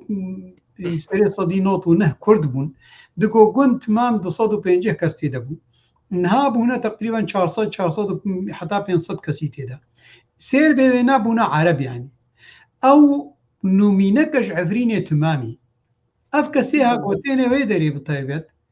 وهاتنا وشبكن نبس هاتنا خاني آواكرنا بتايبت هاتنا ملك موداني وملطي هاي قد صد كسيها ملك مودان بوارا لبابكن دسبيك ده نيفيج واصطاد انها بيجا نما تيرا وادكي وبهتر زيادة تبكن اف كملط بيتشلو دخوازي بسطيني عرض سطينن خانية دسطينن وكا هيزي لشكري بيجا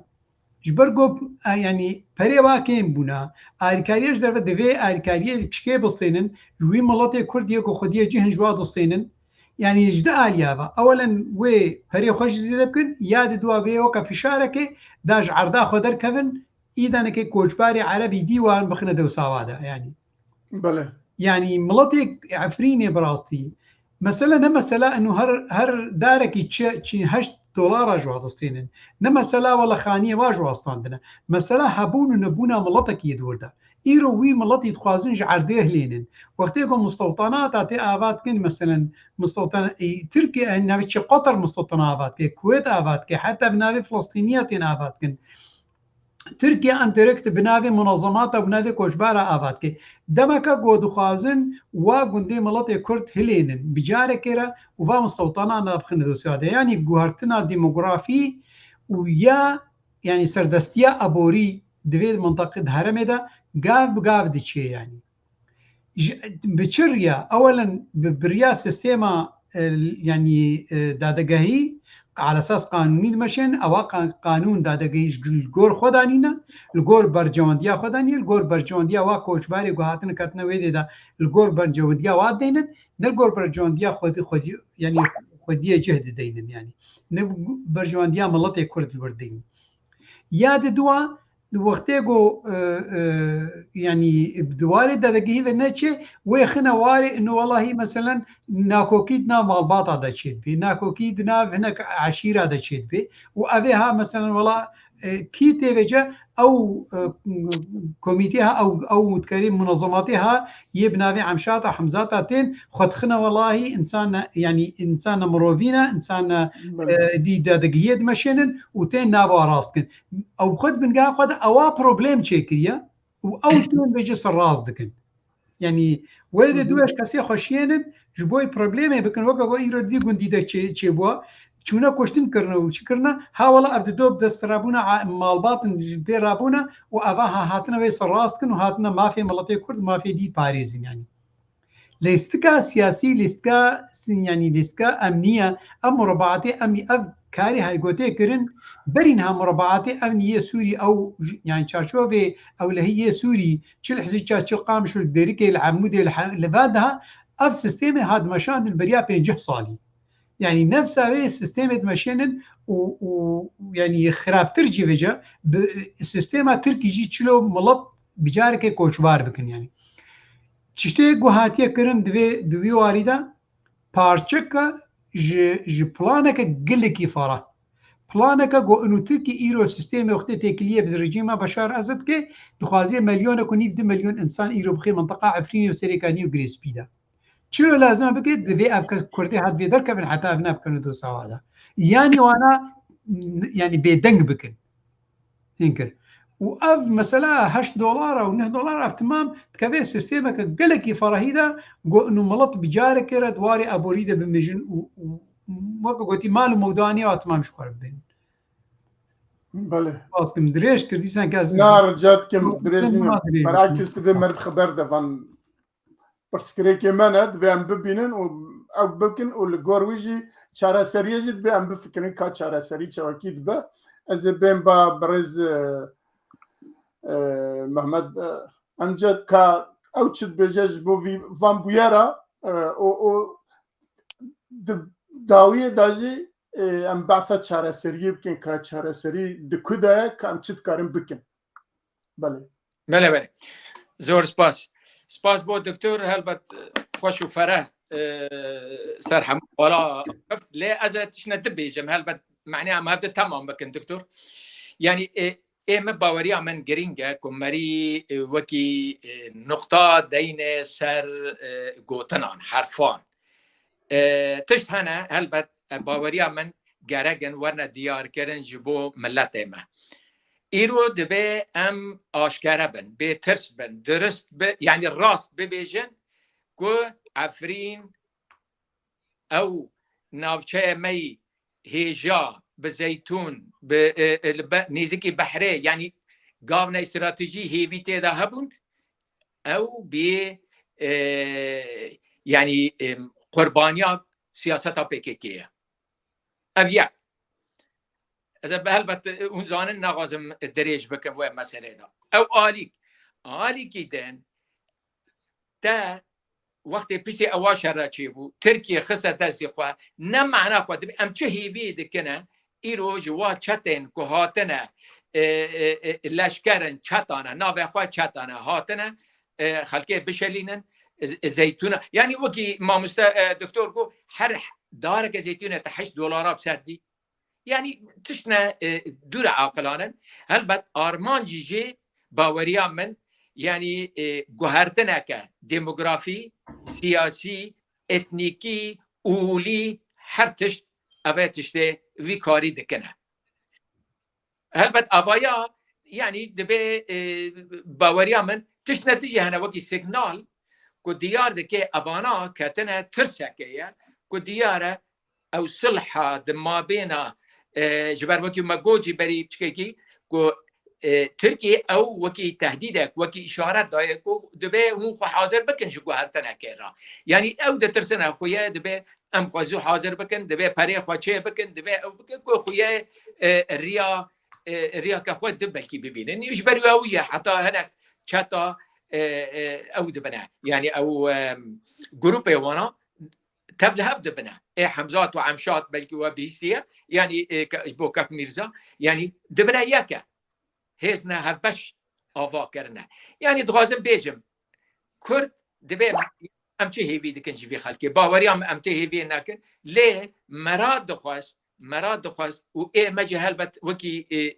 هلبت نه بردف که انا کسی ما لأنا کسی تمجی تم دخواست کو کاره کی يعني كرد بهاف درا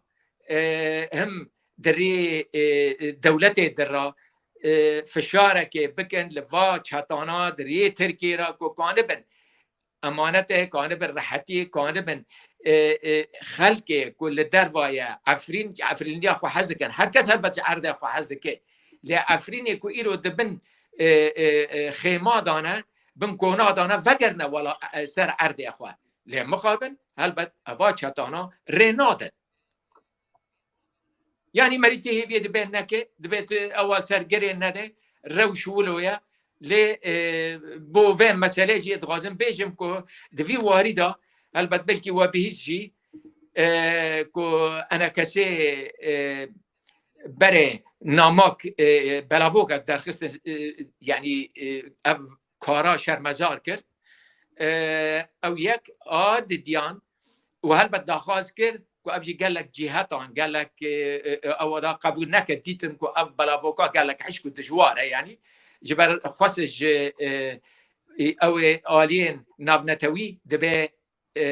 يعني في روشة تيكفن وشارة سريع كجيرة ببين جبر ام نابين ام قبول ناكن كملته مل عفرين دبي واركي وركبه يعني هلبت مثلا كنت تشو واري ملت كتي شحارية لیدان و کشتن و رواندن و سپاندن پران انا کما و یعنی و دتالیانش بر هنگی زانین یعنی و دکتر گوچی لی ادغازم بیجم که انا کسی تشتکی دیجی کر بریاره که دیجی دا که ام یعنی دا ائتلافه گوت که ام دبه و چتانا یعنی بر ام بیجن نونر وان جه ائتلافه دکب جبر او نونر وان هناك ميرزا د ائتلاف ده وكي هيزن شاتا هيتن لشكري كوش ائتلاف حتى د وردانه ام حاضر نابن جوين ائتلافه اواجي وكي آگاهيا كجبو تماشاوانه و باشا دكتور از لفرت تشتكي دنج جواب بپرسم گلو پشکریا وی بیانه که انا کسی دایه لأوروپا جبو پشکریا و تو تشتکی چما نهاته کرن؟ یعنی پیوست نبو که کرد به تایبت روژاوای و کرد بگشتی پشکریا وی بلاوو که یعنی پشکریا وی داخوازی بکرنا درکتانا کولانا بچونه حکومت اروپا بچونه یکی تیا ملتا بچونه بردر کنسول امریکا و روسیا و همی درندن او كي بكنا كو بيبيا بشكر جبو في بياني ونانا كسر للدربة في تشتكر ونجي خلقين تشتكي دنكرن معناوي او بيان بس لويما كاك ميزا البت ببورا زاني كاك افجي سادام قال لك هنا افيك جي ابده دركتيه بلاوكا كو دانا ائتلاف ايرو بلا ایرو مبخواد دیتیه او بخواد بلا جینبیه راستره بشم یعنی هلبت مگوت لی افتشتکی نویه او آلیکی دیجی که میرزا براسیجی ما یعنی انا کسی میدیا ما ضعیفه امکانی ما ضعیفن لی من ادبیجم و یعنی و کار لسر وره کرنه و گلک دولتا ده هلبت مسئله شانده یعنی پیوندی انا کسی بگلک وار و دولت و جهتين ام بيجن نابنا تويرا هنا دقيني كي بشك ليه مثلا دوزا ما يعني در روشة كده ما قلت ام وگر ديسا نقطة بيشي روشة ما در روشة سوري توائي دا گريداي گلك جهت پیدا گريداي نكاكو مريد غازه هلبت كو دل دخوازه كو انا كسي دست خواب سر دا روجا بيشي دا قلتن انا كسي دا خوازه خواه افبو كو عفرين دبي دست عفرينيا كبه ايكو اداره بكن دبي عفريني بن ام حاضرن مكتبي خالور وكن تبيكو اندام معنا كبيكو حفت خوجيه معنا جبت زي كاردكن كاكو يعني ايرو امكان يعني مريتي هي ناكي باوريا من وت و روشا عفرينجي عيني روشة هر درية لسوريا بالروشة السورية بتوايدا جريداي وبرجوانديا و دولتا دا جريداي. بله گلکی سپاس استمه با ما مستعد باقی بلکه از اویم باشتر هنکی زیادتر بسر و بچن ما مستعد باقی اما 8 ساله عفرین دوی روشی دایر 8 ساله البت ام نابجن کرد تشتکی نکرن لأوروپا یا جل ناف ولات یا جل دروای ولات البت تشتاک کرن لأف تشتانا ام دبینن که تیر نکر که او روش عفرینه قنبه قاس سر درجی که بگوهره و بیانا که آنها ام باست کن روشا داوی یا عفرینه که وک دکتر محمود جی او کر آنی زمان و برز جمع جی آنی زمان روشا عفرینه لبر چعبایا که هر کس دبینه دوست جی دبینن دجمن جی دبینن خواه عفرینه جی دبینن حتی ها تشتکی وكو انا كسي كو في بلاوكي بلاكر دبيا قالوا ندبيا كو عيني روج عيني ساعات لحمي اوروبا ملات رابيا سربيا كو بشكري بتاع كو اب بيان بكيشتا جي خو بله بگومان داخوازاته داخوازك براستي جي گرك بر بچا بيستندن يعني مالا واجي هذا مالا انا كسي هذا جو يرو افدوس كرم براسي وكو دكتور محمد جمعان قلت خستنه جو او نو نرين عمشات يرو او لهريبا لبي گنده كاخرينه جو افتشت كريت كرنن قلتي دبي نو نري واد هندري كواليشونا سياسية تفقرا سوري جي دركبه جبر الانسان كارن خراب دكن ديجي ملتي سبيل يعني هل وستك بقناعتها من قالكي باوريام قالكي باشي جاكو خدي لي دركب لاوروبا جي وفينا ما ورقرين زمانيا انجليزي وبشي حمو ولا طالب ويكتشكي قالكي باش بيقومان دكتور يعني او كك ميرزا يعني جمتي خستن وكرا فندا كردستاني اللي جدربي ولات ايرو دولتا خدي بريا رقم بيجن انجي باي تخت سياسه يكيتيا اوروبا بلجيكاي خلكي ما هنن قرق بلجيكا وقت بلجيكا لور كوميتك هبانا كيماسي بنافي عفريني بنافي هريمن داغير كجالي تركيا في حرتم هبانا وحرتم نامي خب بسبارتانا يكيتيا اوروبا دما جو برلمانا ورودني ودفي باخذن جمر قرق جو دولتك تني پشتبانیا ما بکه او دنگی ما حرتم ببید دنگی ما دهندره و جوین ناو نتوی یعنی ام وقت مو نبستینن دما تشتی گل غزه چه بو یعنی چقاسی فلسطینی بانکرن تو دنگ نانی بس وقت دولتك وقت جنوب باشور افریقا بو هلوس جواره دهندره دادگاه یا ناو نتوی ده و دمه هنک دنگ دا و باش معناتها دولتك دي سسيه دخوازه اف كيشا غزة وتعداق والملة غزاوية سبيلته دبي مثلا دجي اسرائيل دبي اف راوسته يعني چندي انجام دا لي بدي ساجي تفقرك بو جاجمتي خصن وكرا فندا كرد الهندري جدربي ولات ام دولتك اش خد تعريض بكن هجر المانيا به هجر بلجيكا به هجر هولندا به حتى فرنسا به كارب بردف كيما وكردا تشد بين كرنن قول عفرين شيء دبن جاري تركيا وانجي عليه او هيزن كيسباز يقول تشكدار يقول رو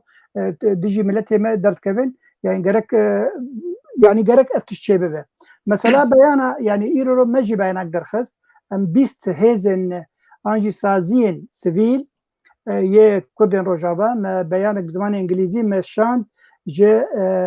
سكرتيري يونايتد نيشن الدولة النمطوي أنطونيو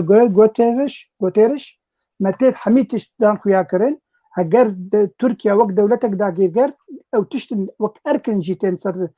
بيشتاوي جرك وا بيك بينا يعني جرك تعدل ملتي سبيل نبه هجر تشتكي بها جرك تعدل ملتي نبه هجر اف هيزن شكدار تركيا جوار زي جرك واجي وقت سيستمك جوار دينه ديجي ملت درنكفن تعدل ملتنا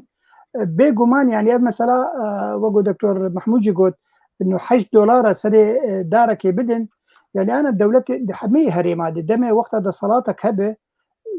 وقو بيجن ضريبه باتشي تخوازن جي خلكي بس او باتشي وقت رسمي به فرمي به اوكي ويش اخوي جو تكارجي زاني به حر سري صالي ويفقى سي برا بدي دولتي بلد يعني هيزن دا صلات لم في رنگی هوانه يقو إيرشي جندادكن ودبي لازم هم بدن وأنا هم بدن باش بلا زيت أخو بفروشن زيتوني أخو بفروشن بيش أخي بأم وك باريزن أم فيدا سلاطارية الفيدكن هم كارن بشك يجوا برا هم بدن في دولتي هم بدن في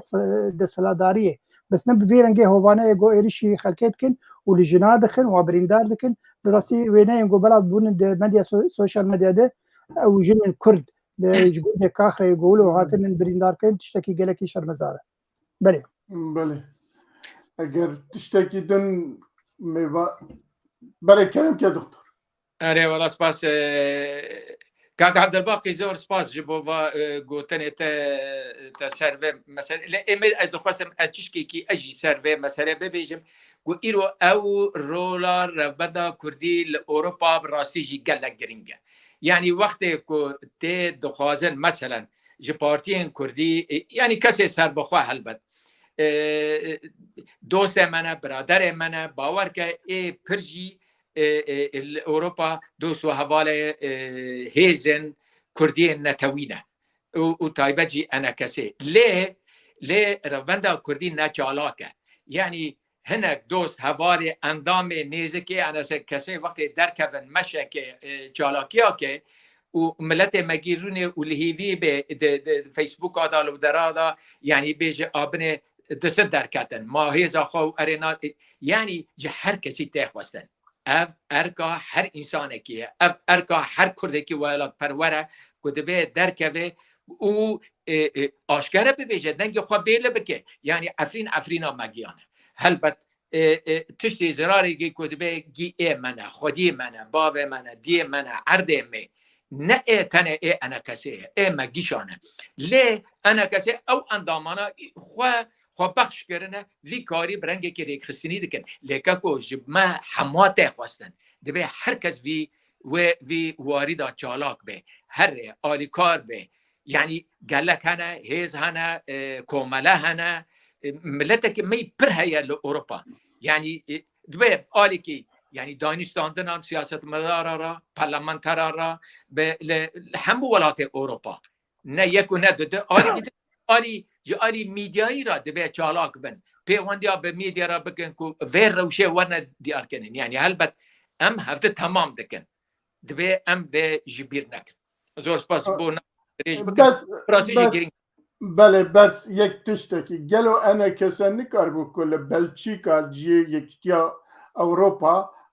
بیرو کی وکه و وقت ما مستعل باقی جی گوت ده هر بویرکی دا دنگ خود بگیرینه مجلس اوروپا که ایرو روشک اما پرسک یا بله انا کانه لتشتک برای خورا بیجم ایرو روشک لروجاوی کردستان چی بیه که همو دنیا لوره امریکا لوره فرانسه لوره یکتیا اروپا لوره روسیا لوره یعنی وکی کسی سیاست مدار خواه برپرسیار خواه ای علاقدارم به سوریه همون لورن او بله بله نه معنا خواه که وجره و کاری ما دبی ام نکن او ابترامه لازم او بکن و تقصیر جی نکن یعنی دری هلبت و بینما خدا ترجمه را درو ارنا یعنی بلکی فیزیکی او بیرو ارنا بلکی براسی جی و امکانی چه نبن لی ریخستن اخوانه وی کاری دکن و قبول بکه و بزمانانه و بگلک زماناجی بلا دکن بلا فوکی اخوان و وکی نمونه جی یکتی میده بخونه بگلک زمانانه هنه امکانه بخونه هر تشتی تیده که بلا جی دکن یعنی گوتن همش بو گلک زماناجی هیا لحمو داره بلا دبه بله گلک سپاس دبیجن حتی زاروگ نگیرید یاوی شیر نادیه دبید و امجی بگیرین که بکارن شیری خواهی بستینه چی بویجی پیوسته راسته همه دولت لروجاوای کردستان نه لکردجی لحمه دولت هنه دکارن وی کاری خواهی لوان دولت ها بکار بینوان گلک سپاس میرزا جان ذکر بیجم اجبوکک محمد جی وجبو حمي سياسة مداري مي اللي كار دكن دواري سياسته ده وبارتينن يعني دماكو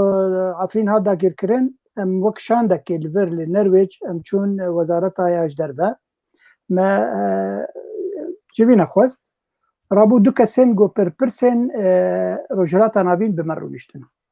گوکاونه چیز مربیجن ما گوت او رو شکل عفرین تایبت هیه هاتی داگر کرن جالی ترکیه به که هونه وقت دولتا نروجون چی کارن علی کاریا ما بکن گو هم نکان تا علی کاریا ما بکن جانا ویج بر دیمن هنکی نخویای گلک وکی دیجی مثلا کناف نتویه بس اگر هون بخوازن ام علی کاریا ملتی هندری عفرینی بکن گرک هون ما حردمی جمر راپورتا که بینن كاتشي شيء بتشي نابه يعني قلتش بوكك محمد يعني براسي هوا يجوب مربون حوالي انا كسيبون واسوس داغو اوكي امي كاربن بيكاري بكن يعني النظام چندي كرنن اگر بدولتها نرويج به وچندي نكرن يعني وقو كك ميرزاج قلت كك محمد يعني اگر تنا دوزا قد ياخو بك روجانا جبوفا اوروبيا او اوروبي دبينن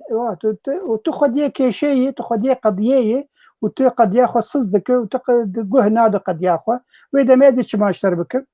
بس وقتها يعني وقتها كوميتك هبل لبلجيكا وقوكك ميرزاجي قلت شن بارتيا يعني كوميتك هم اولو ديجيتال جيبه بس كاربن حر دمك سردانك البرلمان الاوروبي بكن بخاطر دمي وقتين حر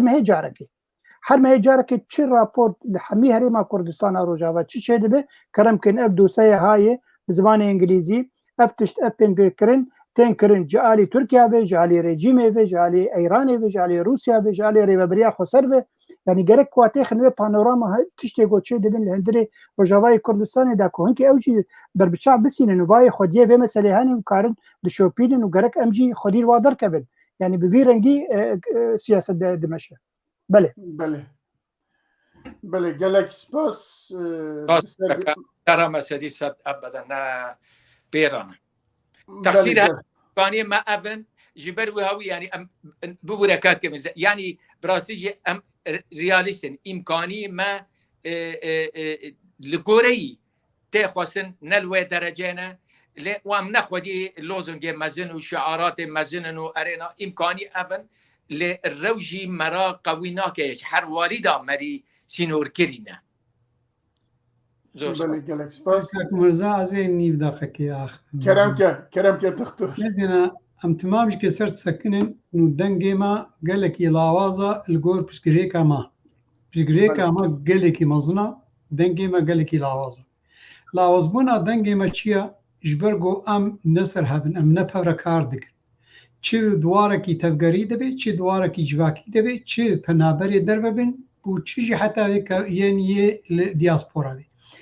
کاری ما کسایتیه دوی کسایتیه دا واره ابوریجی باندورا خل سرما دکی جبر گوخته کاری کسایتی به هر کس که یعنی پیشتا خودی و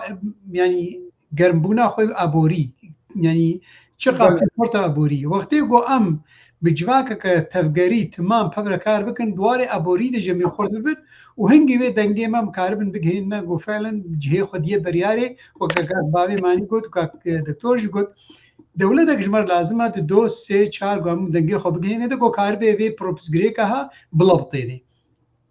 بله تريمي زينا أبده 12 صالي انجماني اجتماعي اولهيه يعني عفوا انجماني اجتماعي كرديه 12 ساڵات ئیتیلافی یعنی قەزام دا پۆزیسیۆنی دەیە 7-8 ساڵات ئیتیلافی دەیە حتانها بەریارەکە خورتی گرنگ نەدایە ژبەر گۆ ئنو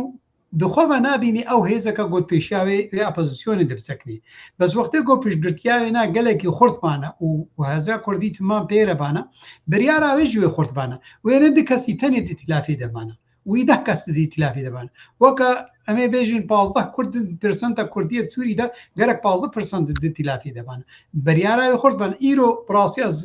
ئەس گەلێکی سپاسیاوات کەم ئە بەریارستان گۆلازمە هەمشا دەرکەوێ بەس گەرەکە بەرینها بەریارێ خورتترش هاالو دەرخستبانە ئەڤها باندۆراوێنە دڤەگەرێ چێ لاوازبوونا دناو مەبخۆدەیە ینی لاوازبوونا ئەو دووربوونا دناومە دەهێزا کوردیدا باندۆرا خۆکەیم دگەل سەر دەربا دەیرێ دەنگێ مەژگێ گەلێکی سست بگێ دەربا سەر پرسەکە کاک ساڵح بێقەی پرسەک هاتبوو کردن بە عەرەبی نەگام تێدا پرسای درێژ بوو ئەز بەشێ ئەول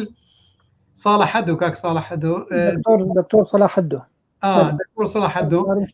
بشي اول از ناخذ باصي سر بزكنا ظهورتكم اوجد زاني واج زانم قامنا يعني نراسطه بس بشي دوا مهيفيت كيرجول سر دكتور كمال لبواني وكاسيغو بير بنسكني كمال لبواني انسانك نخوش نفسيا ده حبسا بعض ده هاتيه دمراندين يعني تدميزين ايرو اشتغالي كي بيجي صبح اشتغالي كديد بيجي ندوي وارده قلت سر بسكني يعني ودكتور كمال لبواني وكاسيغو بير اف سيستما قونو افاكرنا ندوي اصطي ده كاربي برياره يبقى امليت حسين وامتين كنا تشتكي موزن يعني بهوركم ندوي اصطي ده يعني يا ما باشي اول برساينا از ناخذ سربسكم او جزاني قلنا ولا وامتوان جزان على كل بس متخصص به بجم از هيفيتكم وكسي وكا لبواني كسي وكا نصر الحريري كاف كسيها تمام دنگي وادجي ملاتي كرت تشيت بيد ريا هيزك هيزك بخوا قرن وإيريشي بكن دبنجها خود هي إيريشي بيجريكا ملاتي كرت مامي دكن حميجة إنسان كنجي أبدنجي دركت وقتكو بيجريكا ملاتي كرت درت كبينا بدولتي وقتكو إيرو ملاتي كرت دنجي بينا كرت دبي وقتكو إيرو مل دولة يجي سرفس جريكا ملاتي كرت سكنه هنجي دجمنتي ملات دجمنة ملاتي كرت جكيزي ددبن فكسيو كدكتور لبواني ويديجي جارنا بجرتيا ملاتي كرتكن وجارنا ديجي ويت سكن وهرجارج كريجنا بوكا مسألة تركيا ندجي ملاتي كردم ندجي بجريكا ملاتي كردم لأدجي توريري ما كي تيرورا والله PKK تيرورا PKK تيرورا ملاتي كردي سوري شده يا سيدي PKK ديلورا فأمريكا تيكيليا بيرك أمريكا PKK خصية ليسا توريستي دا وقتی کو راست به پیدایش که کرمان لیست تروریستی دا پیرناک از نه پیدایش ما نه ایداره برای خسر ما پرشاشتیه مگوتنا و هر جارش که ادبیجم و اگلک ناکو کی نقبامو و شتیگو اوت بیدکن نپیرم يعني بس ایرو هبونا وانا گرکا بریک دیبانا مثلا گرکا ما ميزين وكا قدجمن لديمزين وكا تيروري ام لا ميزين وكا اختلافك فكري اختلافك سياسي اختلافك ايديولوجيا دنقباوه هي زي كردا اوج گركا الخنا ميزين وكا سلطك شمولي اما هاد هيلغو دنگما جبوني كاخري وجبوني ملطي مدعفرين دا وجبوي حتى بجريكا ملطي كرد لاواز بي لنا دولتي تشل اوروبا بي تشل انجمانيا ولا هي بي تشل نتويك بوي بي دنگه ملاوازه براسي متي سپاس دکم توی ما گردی سانه که گلک سپاس دکتر اشکی سپاس که میزا نها هلبت تشت هنا كسين امبيجن للدار دوره قالك مخابا يعني تشتي نراس درد كافن يعني لجينا يعني أنا ناوي نراس ددنا سر أنا كسي مثلا هبونا أنا كسي ائتلاف دا مثلا نيراندينا أو بوچونا أنا كسي برانبري ريفبري خسر أتغازم بيجم بكركي يعني جبر وقت أوجي تم كندكم يعني يجي حتى روجه إيرو تبي ريفبري شب سري أنا كسي آنية چه خورتن او جیرد بیجن شورشگرین جوان شورشگر گروی خود دگرن او بکنجی رش کو چه قاسم ددم کدا پنجا و دم مکتب شوتان دنه دفاع امکانی هندک و کم دا پنجا و دم مکتب ددم که کردا و بالا خو پین چه قاس معنا خو چه شر کی مزنه خلک ما کشتن کتن زندانان اندام داعش بردان و خبر وجهه نا بریاد دانه 1500 داعشی که بردن لی چالکوان انا کسی هند زندان دانه او آلی لی داخواز من اول غازم بیجم که حتی ریجه ایرو انا کسی نگوتیه ریوبری ارهابیه جبر بنجودین کردیه جبر او داخواز ما که ام دغازن کاره که هفش بکن دیالوگه که به هفته را بکن ام دغازن براستیجی وگر نسریا کردی کردایتی نتوایتی افدا خازه ارمانجی اول لی تشتی کبسری انا کسی داتینن براستیجی گلک دجوارن گلک مزنن گلک کورن تشتی انا يعني مري اما اوكي بر هفده حتى عفرين ام بحث دكنا واش حتى انا وازلمه وين حقي خلق جي شهباء فتقرع عفرينا لي جي كوباني جي قام مشلو جي حسكه یک و ناگرگیش در رفنه امری وی تشتی وی صورتی بینه برهفت او عالی کیتن متخوش سر ائتلافه از دريج ناكم ببورن يعني هبونا انا كسي برانو تنه تشتك ارماجا كتنه جي هيا كو الرياكة اوبوزيشن هونزانن دور 173 دولتان للدنيا بيناسينك بائتلاف هبو البته بلكي كان هاكم تربيه لا انا كسي دورا كانوا بخاب دولتا جيني يعني دولة نمان اما كان بيجي اوروبا كو برپرسیارین انا کسی خواهان و دوزا کرد گیشتان دی و هلبت آرمان جی تنه برجواندیان ملت کرده تشتگی دتنه برا کس نبیجه نابو و جارد وردا و هنک دبی ترکیه نوشتی او بخواد پرلمان ترکیه ده اوه مسئله عملی و ناگرینه او یک عادیان جی تشتگی گرینگ هیا انا کسی ده اوه دای ده اوه دستور ده دستورا کمیته دستوری دای دوردا انا کسی یک جه کمیتین سرکیه یعنی هفتن بخوا انا کسی جه یک بناو کردانه و با خلق زاده یعنی تشتی که تیج انا کسی به کمیته خواه به کار خواه به جالگوان خواه به امکانی خواه دکه لی نبسه سدی صد جمعی شاته خواستن جتا هر کسی ته خواستن کو دوزا کو از دکم ایده که هفته تمام دکه برانو دبی ام نبیجن انا کسی آبنه اوا آن نکر آن نزانم چه آن که ماسینه آن مسئله شخصی دین آلی کی بر جواندین خواه پیش روژا ملتی خواه بفکره و چالاک با آلی کار با زور سپاس که برز جمعه اما دوی برنامه دا نبو که انا کسی لور نقاش بکن که چتکه و فلان و بیوان بحث کرد نه گلک جرام لور باست کن باست انا کسی جید کن باست رو بریا خسر جید کن ام که ماسیه ویجی باست کن و زدهی ویجی باست کن هر دو علیاجی ام باست کن لی براستی اما وقتی کد بجن انا کسی جبر کو ام وقت نزدیکی خود بینن او که خواهی پیتینن دبیجن چما ناکه یعنی جبو او که ما رخنه ما یا جی پیشگیتونه ما لسر انا کسی اوه اگر نه انا کسی جی بیجن گروه کی رخستونه کی کل روجاوای کردستانه اگر نه بحثات تشتیدن کسی کی دن ناکن چما وی تشتی ناکه يعني جبويجي اما وك هيفي وداخوازه مجا انا كسي باوكي دنيا بالرولا خو براستي بالرولا خو وك نافي خو بليزه راست بالرولا خو وك نافي خو بليزه 14 حب رخصتن بارتي اللي بيرانا و رخصتن قديمين دناف كردستان دناف دوزا روجاوای کردستان دا کو پارتیان هفته سالی تیدا هنه و البته که همه لگوروی جه تشتا بخواستن اگر نه هم ناچن جه کسی دن تشتا نخواستن یعنی وقتی که هم تخواستن هم او که خوب خود دینن جبوی جه دوی انا کسه رولا خواه بجی بینه راست تشتا تکه و نظام فلان تکه و بیوان تکه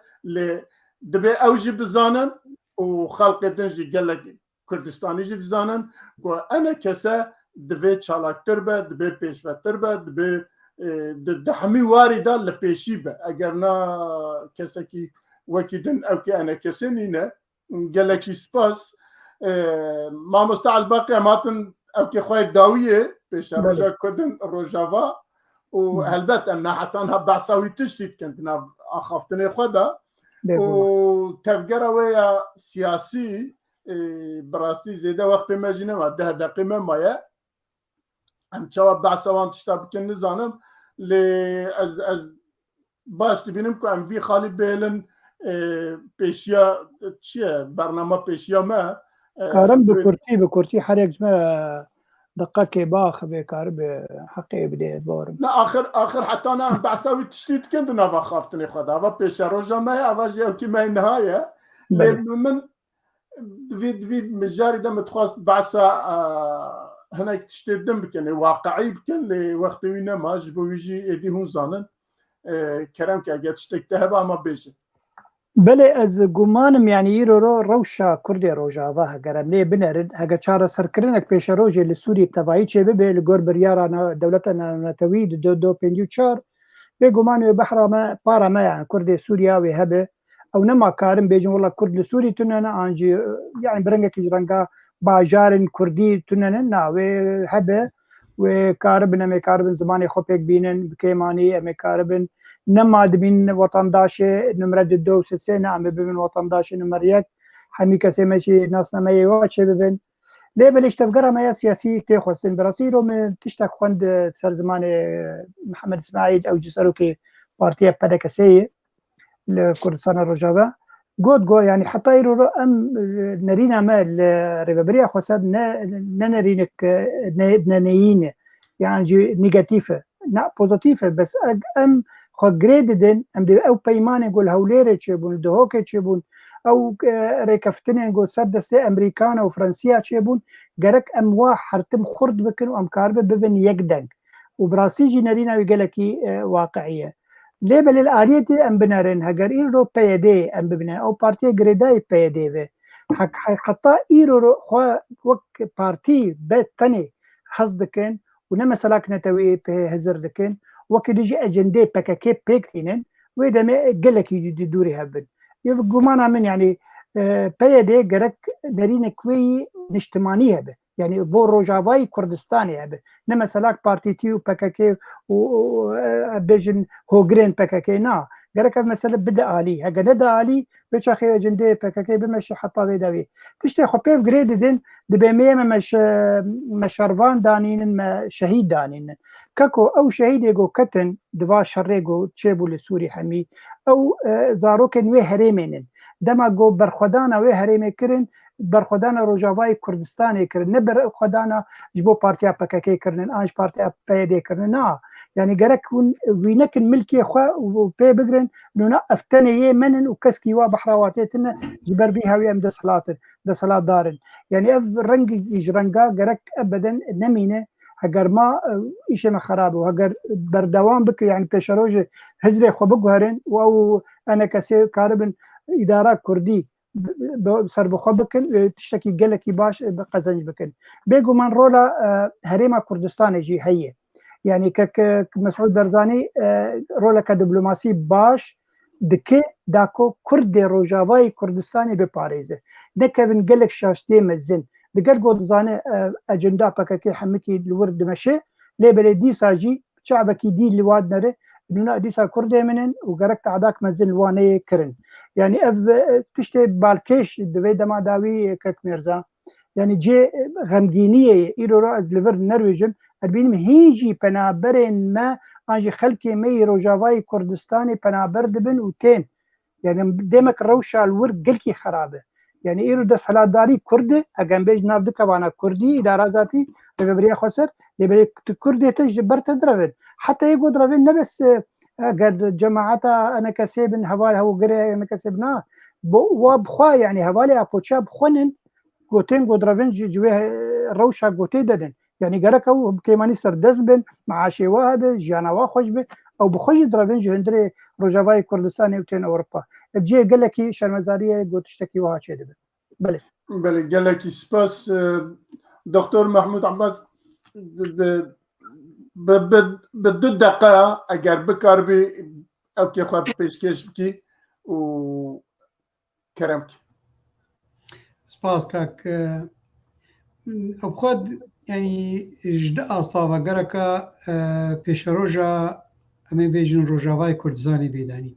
یکمین تجاره ایدئولوژیاً وفكريا يعني هيزا كرد نابيك ابنا غركم هو بيك قناعتك اب ميجور بجم هو هذي يعني بدا كسي يا انكسي وبيدي يعني انجماني يعني بربرسياري بريا والتجاره نزيكي هب نبن او يكيتيك نواز شنابي بس وقتي قدواري سياسي دي كار بكن دكارن تيكليا بافر بكن في حرما هاچلو بمشينه يعني سياسة بارتيتية دور بكده سياسة إدارك شيء بإدارك بحمي بارتيا في مشينش برقولنا دولتك سربخويا ئیدارەکە دەوێ بگێ ئەوارەکی بگێ ئەرمانجەکەی ئەو کاری هانەیەکردن حتا پێشە ڕۆژە ڕێبەبەریە خۆسەرژگێ گەلێکی نەزەلالەیان ئیرۆ ئەمریکایە مۆ نزانێ سیاست سۆ بە چێتی کارتن یا ینی یا گۆژێتی خۆسن پێشە ڕۆژە ڕێبەبەریە خۆسەر پێشە ڕۆژە هەرەمێ چلۆ سەر بکەوێ گەلەکەش هەندر و دەست پێ بکەی هەندر و نەگۆیەکیتی کدی سەرگەز دووبارە بکەم دووارەکی سیاسی دە لە هاتنەک پێکردن یا دەدووە ینی گەرەکە ئەم ژواری تەخوینێ ژێر دەرباس ببن ینی نەمەم هەفتوو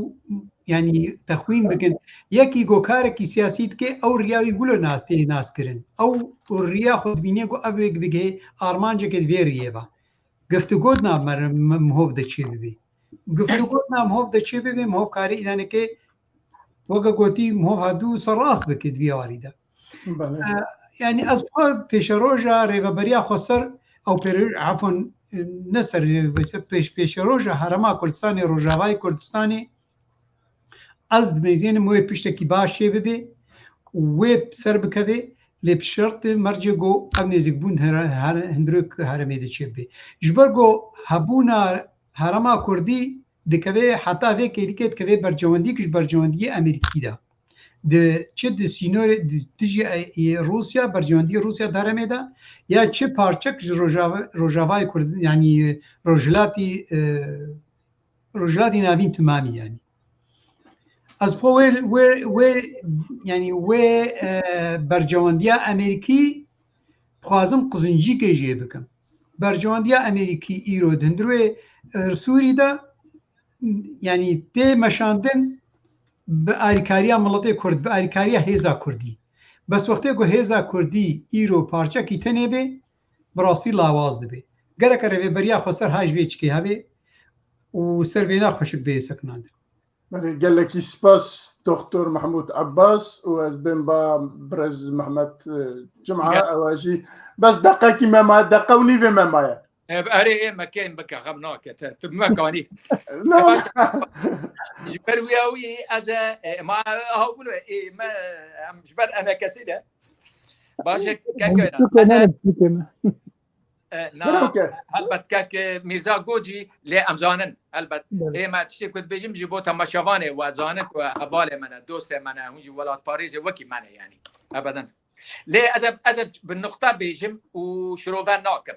yani baweriya min keko ji bo deqake me me